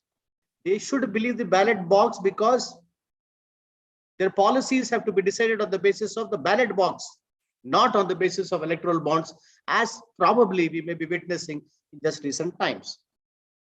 The other observation that I would like to make is at this point of time that we have just forgotten the preamble promise of justice, political, social, economic. So I agree with Professor Venakatesh Nayak's assertion that lack of transparency in a multi-political party system is violating the economic justice, the political justice, and the social justice of the people.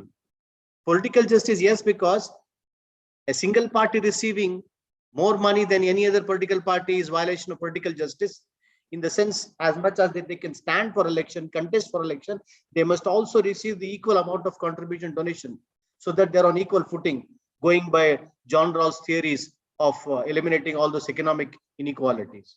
Economic justice, yes, of course. People need to know how much anyone is giving and how much I will receive back. So speaking from a constitutional point of view, I find that lack of transparency resulting in social, economic, political injustice rather than the other way around. One submission I would like to make as a lawyer, because most of the time a teaching lawyer like me believes in certain legal doctrines. So I'm compelled to read out, if time permits, read out Richard Posner's statement insofar as the economic aspect of law is concerned, speaking directly for the electoral bond, the law related to electoral bond. He says, look here, legislators are rational maximizers of their satisfaction, just like anyone else. So thus, nothing they do is motivated by public interest as such. But they want to be elected and re-elected, and they need money to wage an effective campaign. This money is more likely to forthcome from well-organized groups than from unorganized individuals like you and me. Maybe Professor Venakatesh Nayak is an exception because he works for an NGO. So this money that comes from this well-organized group is definitely going to be put back to their benefits. The rational individual knows that his contribution is unlikely to make a difference. For this reason, and also because voters in most elections, believe me, as Professor Venakatesh Nayak will support this, voters in most elections are voting for candidates rather than the policies of the government, of the political party, which further weakens the link between the casting one's vote and obtaining one's preferred policy. The rational individual will have little incentive to invest time and effort in deciding what will be the future of the government. So the basic tacit of an interest group is to trade the votes for its members and the financial support to candidates in exchange for an implied promise of a favorable legislation. Such legislation, I believe this statement to be true, such legislation will normally take the form of a statute, a law, transferring wealth from unorganized taxpayers to the interest groups. So therefore, in the context of what Professor Venakatesh Nayak presented just today, our listeners, our viewers need to know what is the importance of maintaining transparency. The law has failed, the RTA law has failed. In fact, when Professor Venakatesh Nayak quoted the statement of late Arun Jaitley, there was a contradiction in what he said and what he proposed. He said there is lack of transparency. Then there is a proposal of a law which actually blocks this transparency.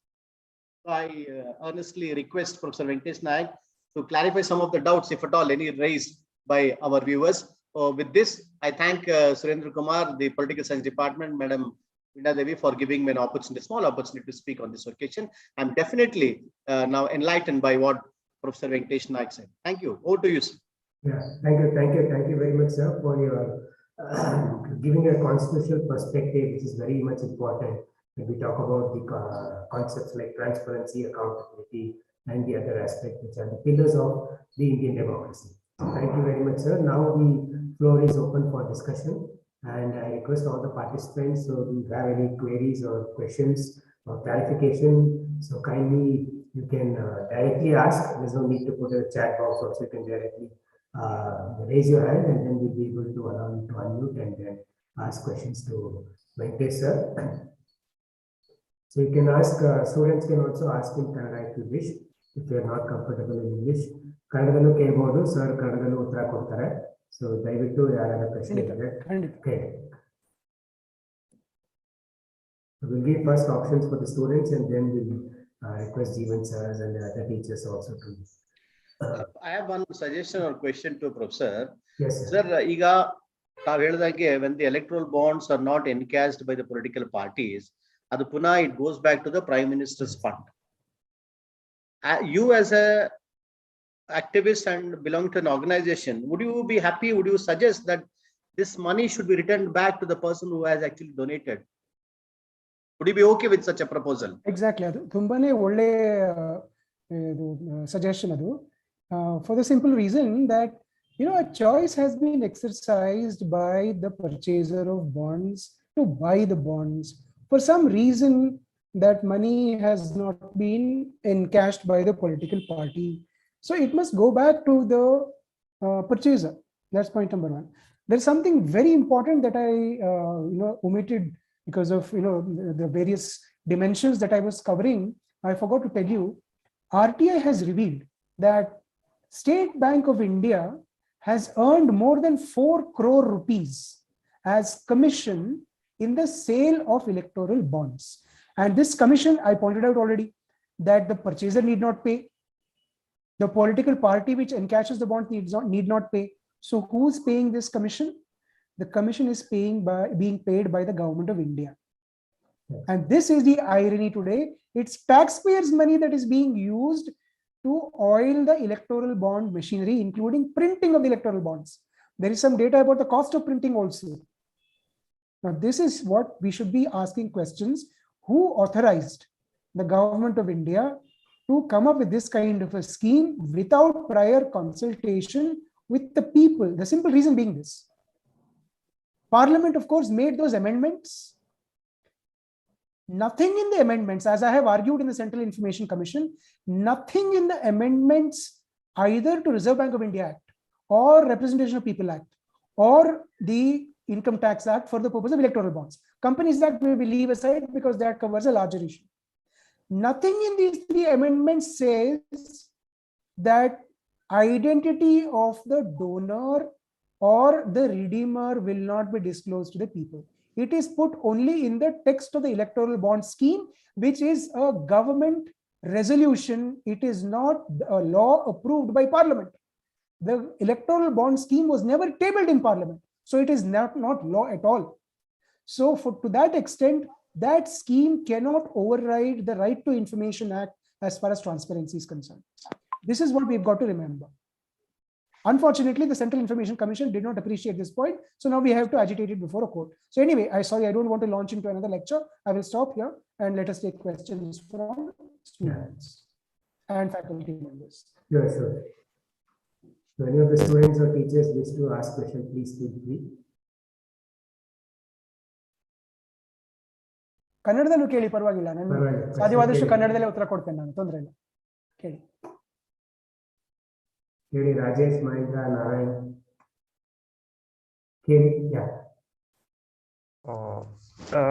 Sir, I have one question.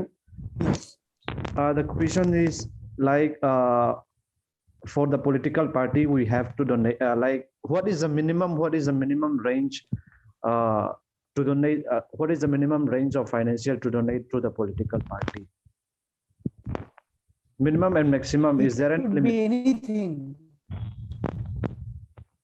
No maximum limit at all. You can donate your entire, assets to a political party. Nobody will question you. You will not be doing anything illegal.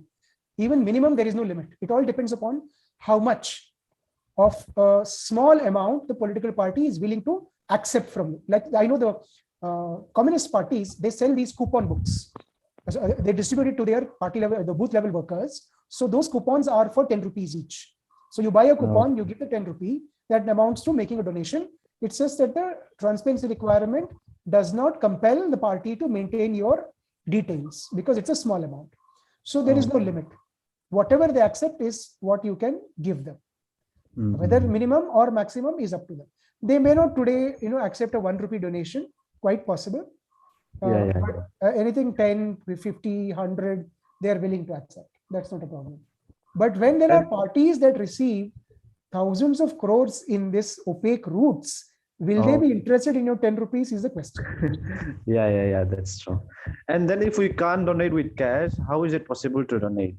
You can certainly do an NEFT transfer or an RTGS transfer through banks. That is not a problem at all. And is there any particular bank, like if we want to donate in demand draft, suppose Didi, is there any particular bank we have to approach to it? No, what you can do is this. You can go to the Election Commission of India website, click on the menu which says political parties, and then their contribution reports, their income tax, returns, submission, acknowledgement document, they are all made public. So you will get to know the exact bank name, the bank account name of every political party. It will be the name of the political party itself. So you'll have to just be careful about spellings. And then you will know in which bank they have their accounts. Those details are also given. And you just make a demand draft payable in that particular account name to that particular branch. And you can send it by post to the party headquarters address. Every political party that is recognized or registered, the bigger ones, they all have their websites. So their addresses are also available. So you can just send it to them. Not a problem.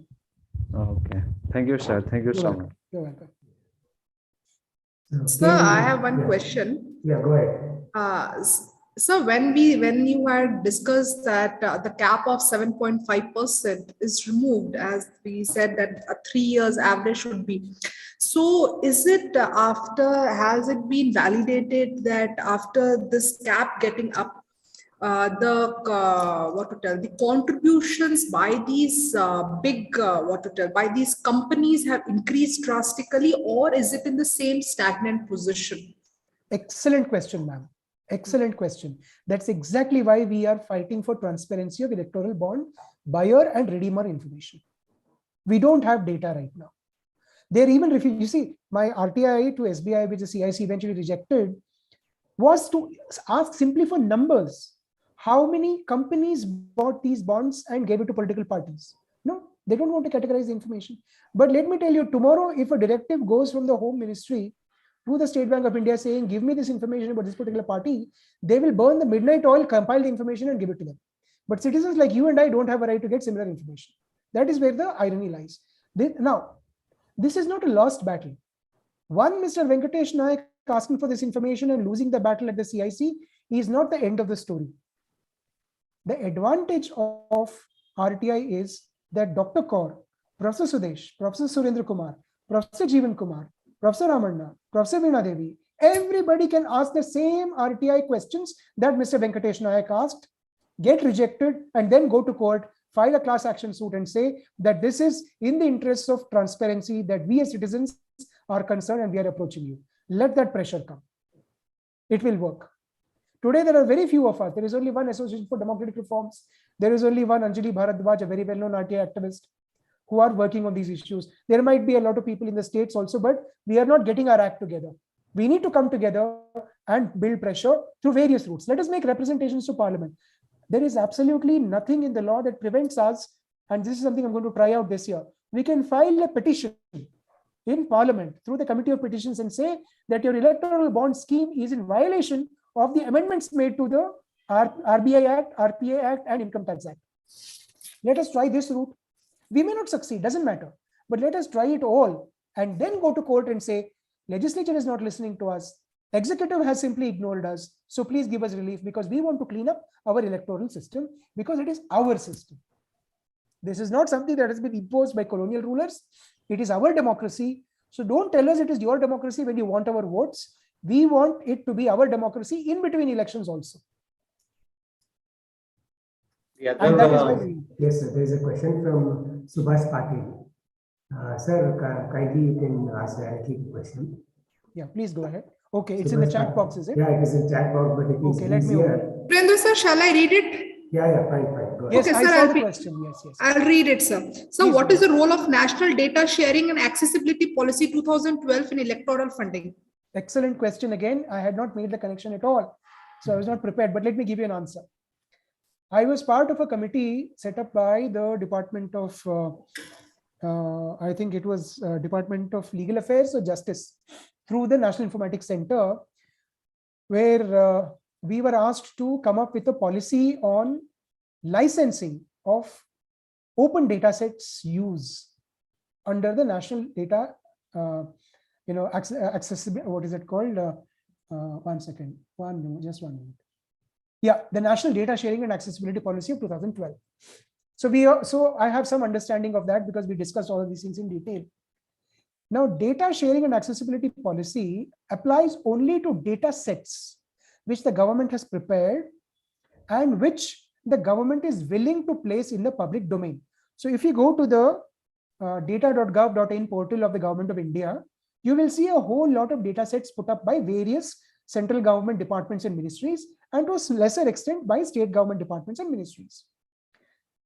But electoral bonds data, even if they are compiling them in the form of data sets, government is not willing to make it public.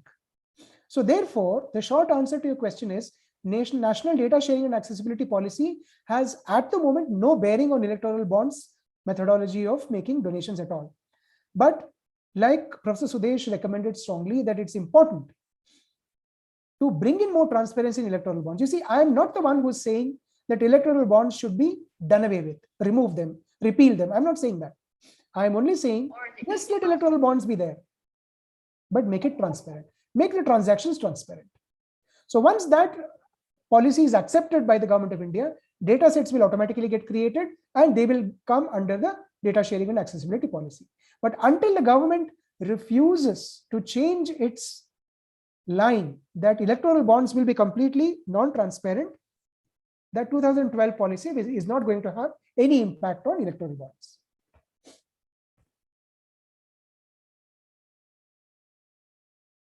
One question from Revati.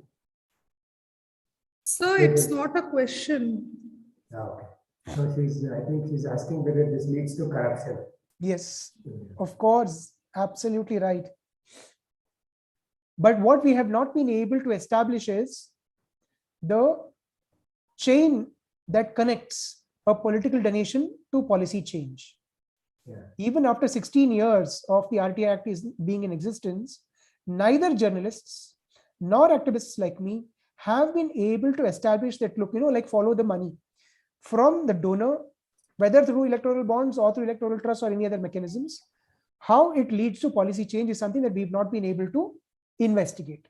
But it's a greenfield area and it requires urgent investigation before all the family jewels of the public sector get privatized. Airports are going, banks are going, LIC is going, everything is airport. What is that? Air India has gone. So one by one, it's okay to sell all of these things today. My simple question is this: Today you are selling.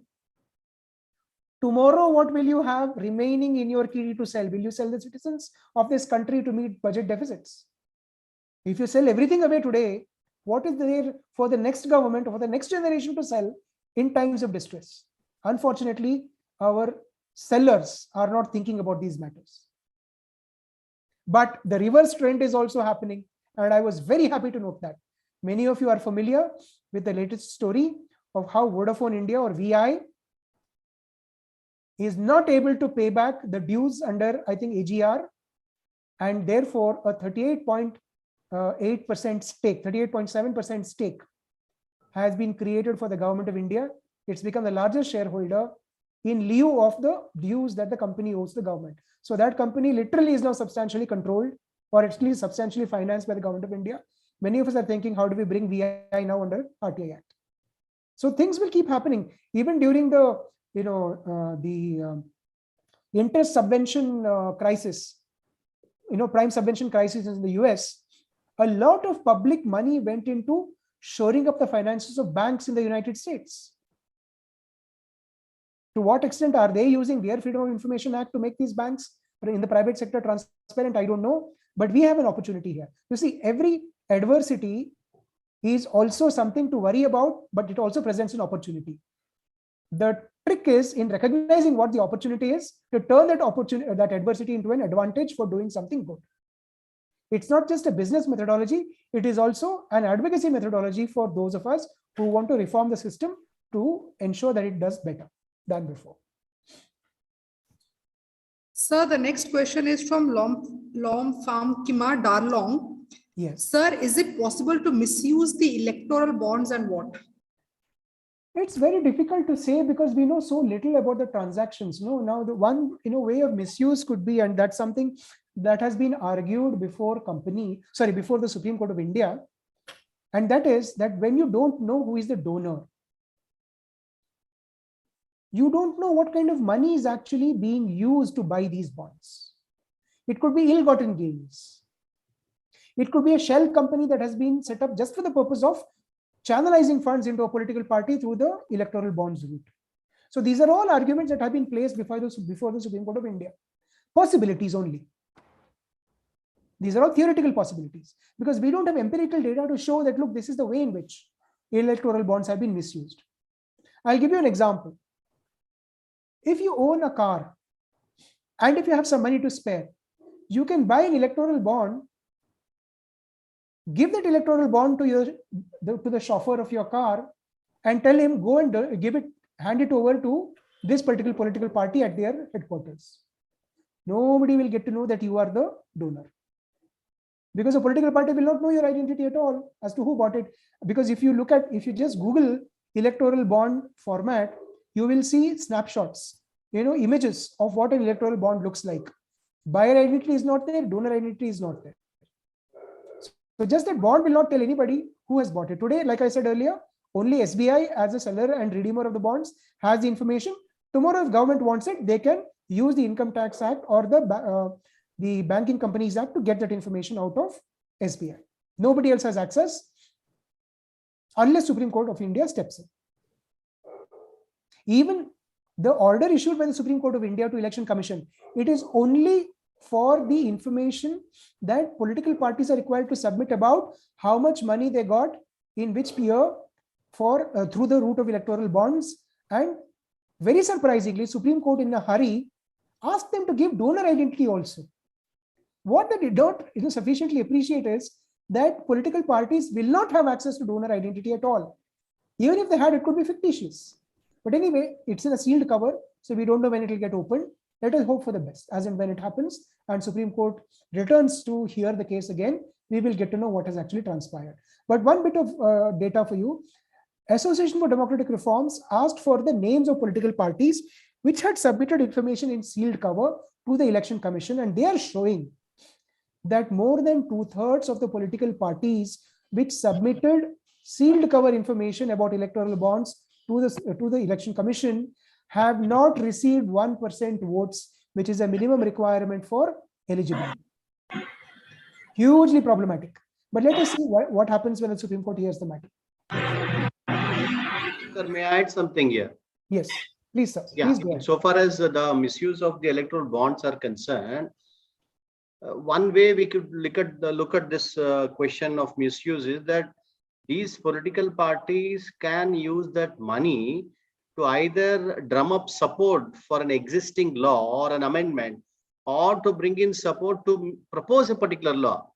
I don't think I should use this example, but anyhow, the farm laws, for example, where we had a large number of support against the law, but there was in between a time when there were certain farmers organized to support the law. Probably all these organizations drumming up support or against the law we need to organize people to come to stay there to have their food. All these may need some money. Probably that could be seen as one aspect of use or misuse of electoral bonds. The other thing that I would like to add for the benefit of the audience is, look here, when we donate some money, when we contribute some money to a political party, there is actually a contract, an implied contract that when you come to power, you're going to make such laws or policies which will benefit me or my group, the interest group. And when the party comes to power by absolute majority, if it brings a law, it satisfies your donation. If it fails to bring a law, as in the case of the farm law, then there is no chance that you could actually prosecute that. You cannot file a claim for damages because your identity is not known. You do not have any legal status. Probably to hide this possibility, in any case, of course, you cannot preempt the legislature. That's the law. You cannot preempt the legislation, say you can make and unmake a law like this. That's not. But hypothetically imagining that you don't make a law, probably this particular person who was donated could actually sue that. To hide that possibility also, there is lack of transparency. That's my humble submission. Absolutely, sir. I'm completely in agreement with what you said. Very probable. Yes. Anybody else? Madhusudan? Or shall we request Jeevan, sir? Yes. Okay. Okay. Thank you, Mr. Venakatesh Nayak, for a very detailed exposition. Rather, I should say expose of the entire electoral bond scheme. You have tracked the entire progress and I think educated so many of us who may not have been very familiar with the loopholes that are inherent both in the scheme itself and in the way in which it has been operated. The morning has been extremely well spent according to me, because you have pointed out, you have given us actually a narrative of the enormous amount of deceit, the enormous amount of doublespeak in the entire story of the operationalization of the electoral bonds. I am also grateful to Dr. Sudesh for his rapporteur's remarks, because from a legal perspective, he has also brought out some very useful things. Before we close the discussion, I was just wondering whether we are looking at it largely from, I think, a normative perspective. We're looking at things from a political science perspective, from a legal perspective, and perhaps from an idealistic perspective. Just to play the role of a devil's advocate, I'm saying, if we were to look at the entire scheme of electoral bonds from the perspective of a political party, let's assume there are a few politicians in our midst today. What would they have had to say after listening to you, Mr. Venakatesh Nayak, and to Professor Sudesh, and to some of the interventions that have already happened here? I think the entire problem, no, before I come to that, a politician here would say, please understand my problem. I'm out to serve public welfare. I am a member of a political party, or I'm a leader of a political party. And if I am to do justice to my mandate, I come before you for elections, I need votes, I need to come to power, and I need to fulfill a certain mandate. Where do I get the money to do all these things? You don't have a system of state funding of elections. I'm dependent entirely upon my own resources. And before this bond scheme came into play, it was not easy for us even to mobilize the required amount of resources which is required to fight elections in a country like India. ನನಗೆ ದುಡ್ಡು ಬೇಕು ಸ್ವಾಮಿ, ನೀವು ಅದು ಅರ್ಥ ಮಾಡ್ಕೊಳ್ದೇ ಇದ್ರೆ ನೀವು ನಿಮ್ಮ ಏರಿಯಾನಲ್ಲಿ ಇರ್ತೀರಾ, ನಾನು ನನ್ನ ಏರಿಯಾನಲ್ಲಿ ಇರ್ತೇನೆ. So from the perspective of the political, from a political party perspective, would we go along with the suggestions that state funding of political parties are required, or state funding of these things are required? If I recall right, a former Chief Election Commissioner S.Y. Qureshi said that we need to have a national electoral fund. So my first question to you is, do you think, given the fact that these are politicians, and I always quote this in my classes also, politics is the last resort of the scoundrel. So ಈ ಸ್ಕೌಂಡ್ರಲ್ಗಳಿಂದ ನಾವು expect ಮಾಡೋದು ನಮ್ಮ ethical behaviour, ನೀವು transparent ಆಗಿರ್ಬೇಕು, OPEC ಆಗಿ ಇರಬಾರ್ದು. It's a little too much to expect, especially given the quality of politics to which we have been descending to in. So ಅವ್ರಿಗೆ ಹಣ ಬೇಕಾಗಿದೆ, ಅವ್ರಿಗೆ ಎಲ್ಲಿಂದ ಬರಬೇಕು? ನೀವು ಹೇಳ್ತಾ, I can make out from the gist of your argument that if we reform the entire system, make it more transparent, make it more democratic, perhaps the objectives will be fulfilled. But from their perspective, it would not be. It would not suit their purpose at all. So that leads me to the my next argument, that in democracies, we expect political parties to function democratically, but our democracy has shown the dark underbelly of the political parties who refuse to be democratic. What we are looking at is one dimension. They don't want to be transparent in terms of funding. But are they transparent in other ways? There are so many other ways in which we see a total lack of transparency. Do they have inner party democracy? Do they hold elections? Do they, from a variety of perspectives, looking democratically, they fall short of our expectations. So this brings me to my final argument.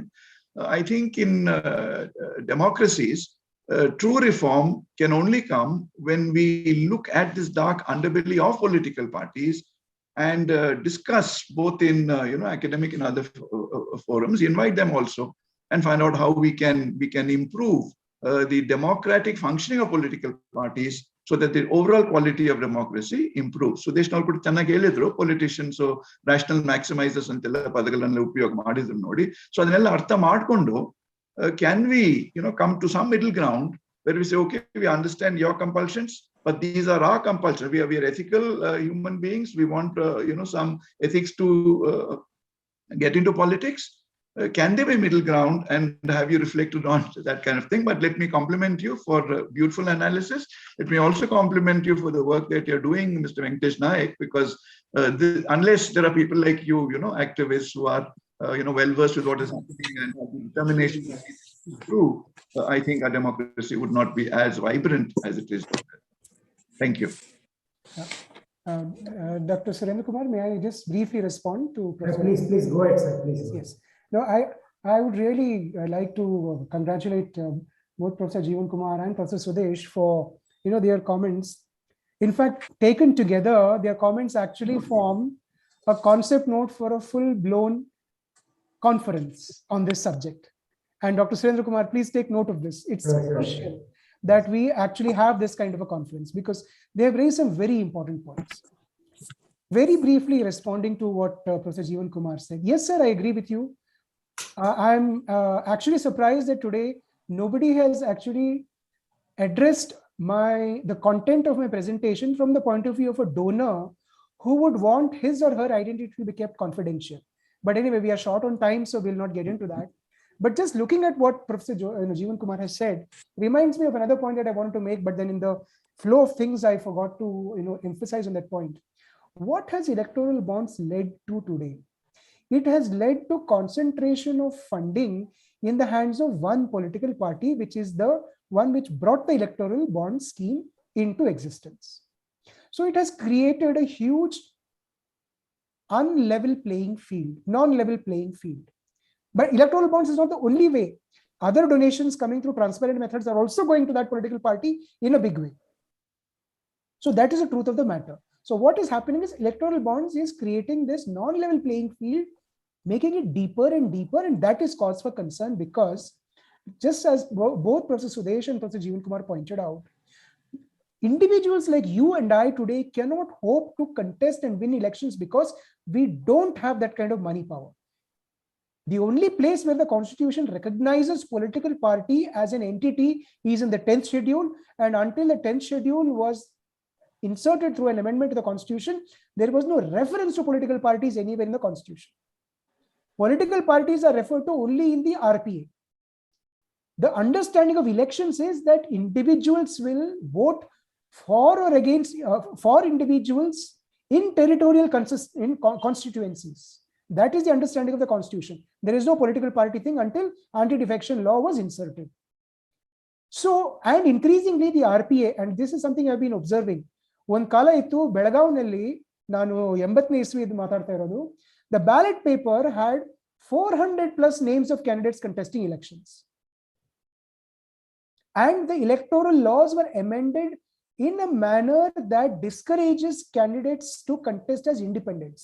The electoral laws are amended to favor political parties. This is hugely problematic. This should be one topic in that seminar whenever you organize it. Why is the constitutional scheme being ruined because of this? There are other ways of discouraging independent candidates, no? Let us look at those things. Anyway, but that apart, now I'm going to say something that will contradict the very core of my presentation today, because that is the reality. We are actually barking up the wrong tree by focusing on electoral bonds and lack of transparency in them. Why am I saying that? Just look at the data that the Election Commission of India made public 2 days ago. Elections to 5 states, assemblies, Punjab, Manipur, etc., Goa, were announced on the 10th of January by the Election Commission. As of 2 days ago, 200 crore rupees worth of illegal cash and illicit drugs have been seized by law enforcement agencies in these 5 states. 200 crores. And believe you me, not 1 penny of that money has come from electoral bonds. We are barking up the wrong tree because we simply don't have ways of addressing the problem of unaccounted for ill-gotten money, which is actually evading the tax authorities' scrutiny that is influencing elections. So the National Electoral Fund is a great idea. It's been discussed threadbare by various bodies, including law commissions and Election Commission of India. But we are not able to reach any conclusion for 2 reasons. One is, how do we plug the illegal route of financing elections and political parties? They should not simultaneously exist. If you have a National Electoral Fund, that will be the only source through which political parties will get money. But today, we have no way of ensuring that. The second biggest problem is this. We are actually asking the representatives of those very political parties to reform by passing laws in parliament. ಎಲ್ಲಿಂದ ಮಾಡ್ತಾರೋ ಅವರು? ಅವರ ಇಂಟ್ರೆಸ್ಟ್ಗೆ ನಾವು ಕೊಡಲಿ ಹಾಕುವ demand ಮಾಡ್ತಾ ಇದ್ದೀವಿ. We are asking them to say, improve your performance. They will not do it. And if I'm not mistaken, Professor Sudesh and Professor Jeevan Kumar will bear me out on this. Apart from the 2003 amendment, which NDA brought in at a certain juncture in history, all other reforms relating to transparency and accountability in our electoral sphere have come through court interventions, not through parliament. This is the biggest irony, because our political parties and their representatives in parliament do not want reform to happen. It suits them. So rather than simply avarannu sumne criticize maduva badalu, let us have a common forum. If an organization like mine organizes a seminar or a workshop, we might get only a handful of political parties representatives who think like us. But let an independent and autonomous institution, a neutral institution like Bangalore University, organize these kinds of conferences and workshops. Let us invite political party representatives. Let us listen to them. Let us offer them our views. Let us come to some sort of an understanding where we can work towards a progressive reform of our electoral system. For me, the single biggest problem with the electoral system, this is my last point, I know I've taken a lot of your time, is just this. A candidate who scores less than 50% of the votes, which means the remaining 50% of the electorate, forget the electorate, the people who went and voted, they did not want that candidate to be elected because they voted for other candidates. It's just that they were all spread out between different parties and candidates. So the one who got the highest, even though it is a minority vote, gets elected to parliament, and that party gets the right to form the government. This is a first past the post system is what we need to re-examine. Is this helping us? Because that FPTP system is, or it has ruined the electoral opinion ever since 1952. We haven't had a single party acquiring more than 50% of the total votes cast anywhere in central government, including Rajiv Gandhi's government, which had a super majority. 50% mutta illa. So which means that the remaining 50% of the population has, in election after election after election, wanted somebody else. It says that somebody else was not concentrated, it was dispersed. Therefore, that one party which got the highest votes, one candidate which get the highest votes sits in government. There was a very interesting anecdote that I remember hearing from somebody who was in government. I think it was one of the, must have been one of the chief election commissioners when he was serving in government. He said there was a party of MPs taken from India to China. And China, being a very authoritarian democracy, despite having elections, it's a one-party democracy. They were asking about how Indian democracy works, apparently. So this gentleman introduced a delegation saying, please look at this gentleman so-and-so, ABC. He belongs to this particular party, which is the single largest party represented in parliament. He sits in the opposition. Please look at this gentleman. He represents the party with the second largest majority in parliament. They also sit in the opposition. This gentleman, number 3, actually belongs to a party which won 10 seats in parliament. Today, he is in government. So that is the irony that he pointed out. That is what we need to change.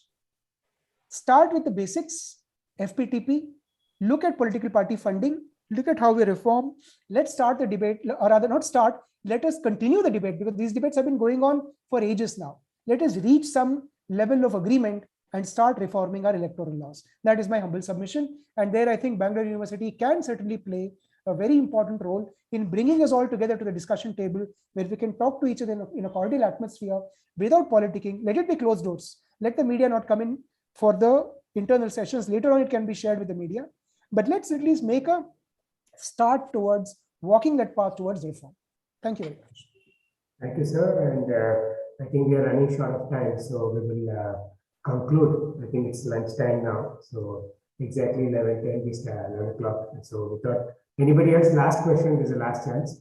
Okay, no, if there's nobody else, I think we can conclude. Sir, thank you, sir, for giving a wonderful presentation on a very important topic. So before I request Dr. M. Ramesh, the General Secretary of UPSA, to propose the vote of thanks, I request all of you to kindly switch on your video for a couple of minutes so that we can have a group photo.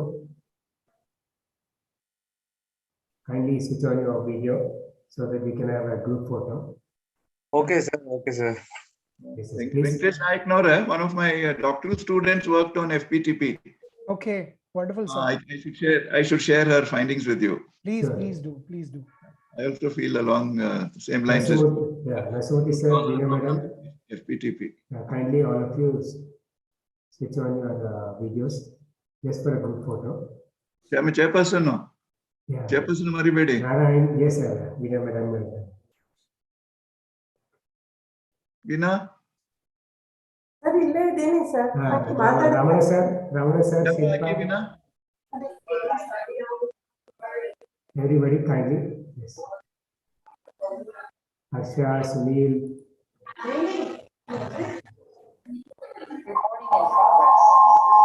Might be because of the bandwidth, I think that is also an issue.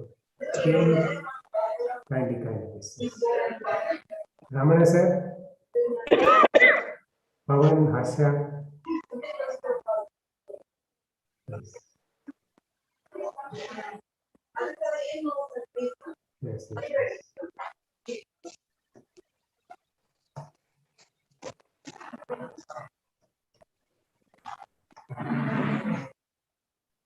Ravinder, can you take a picture? Yes. Yeah, okay. Thank you very much. So now I request Dr. Ramesh to propose the vote of thanks. Yeah, good afternoon, one and all. I'm audible, Surendra sir?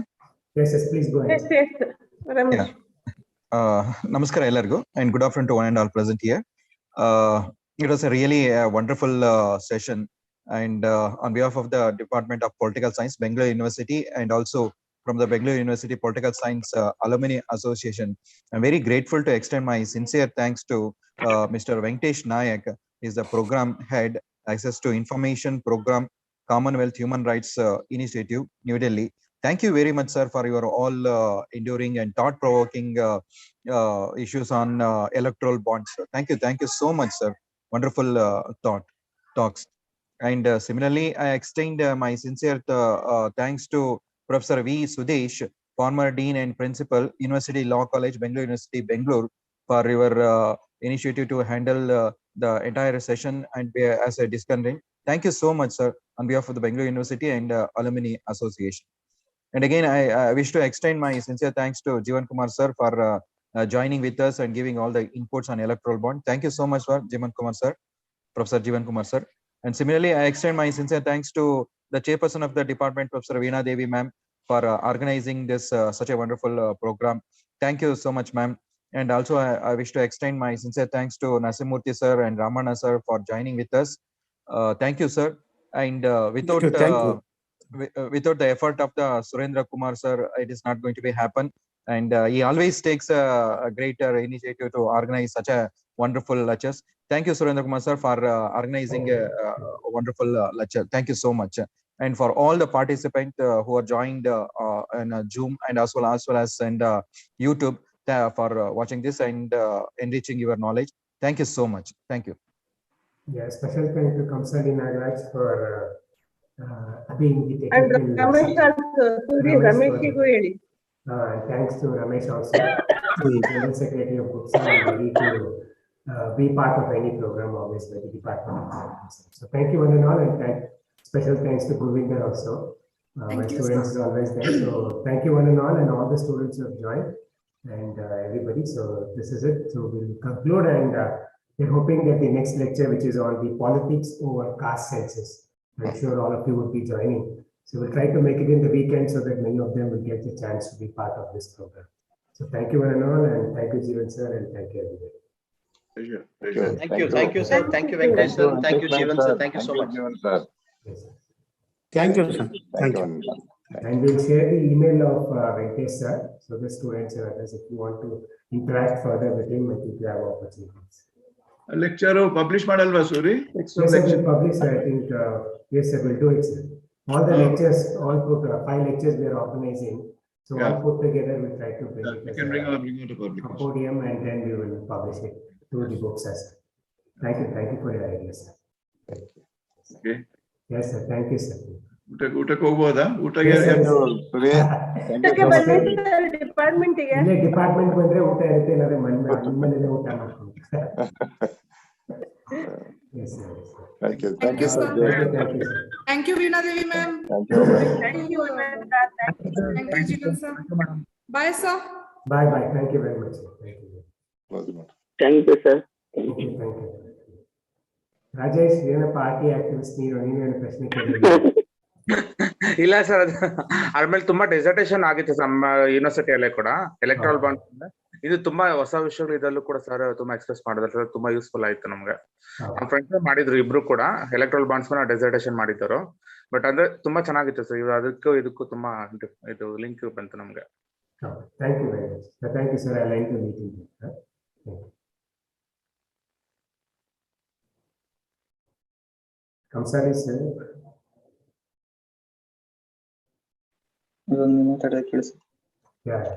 Participant ಆದ್ರೆ ಸಾಕು.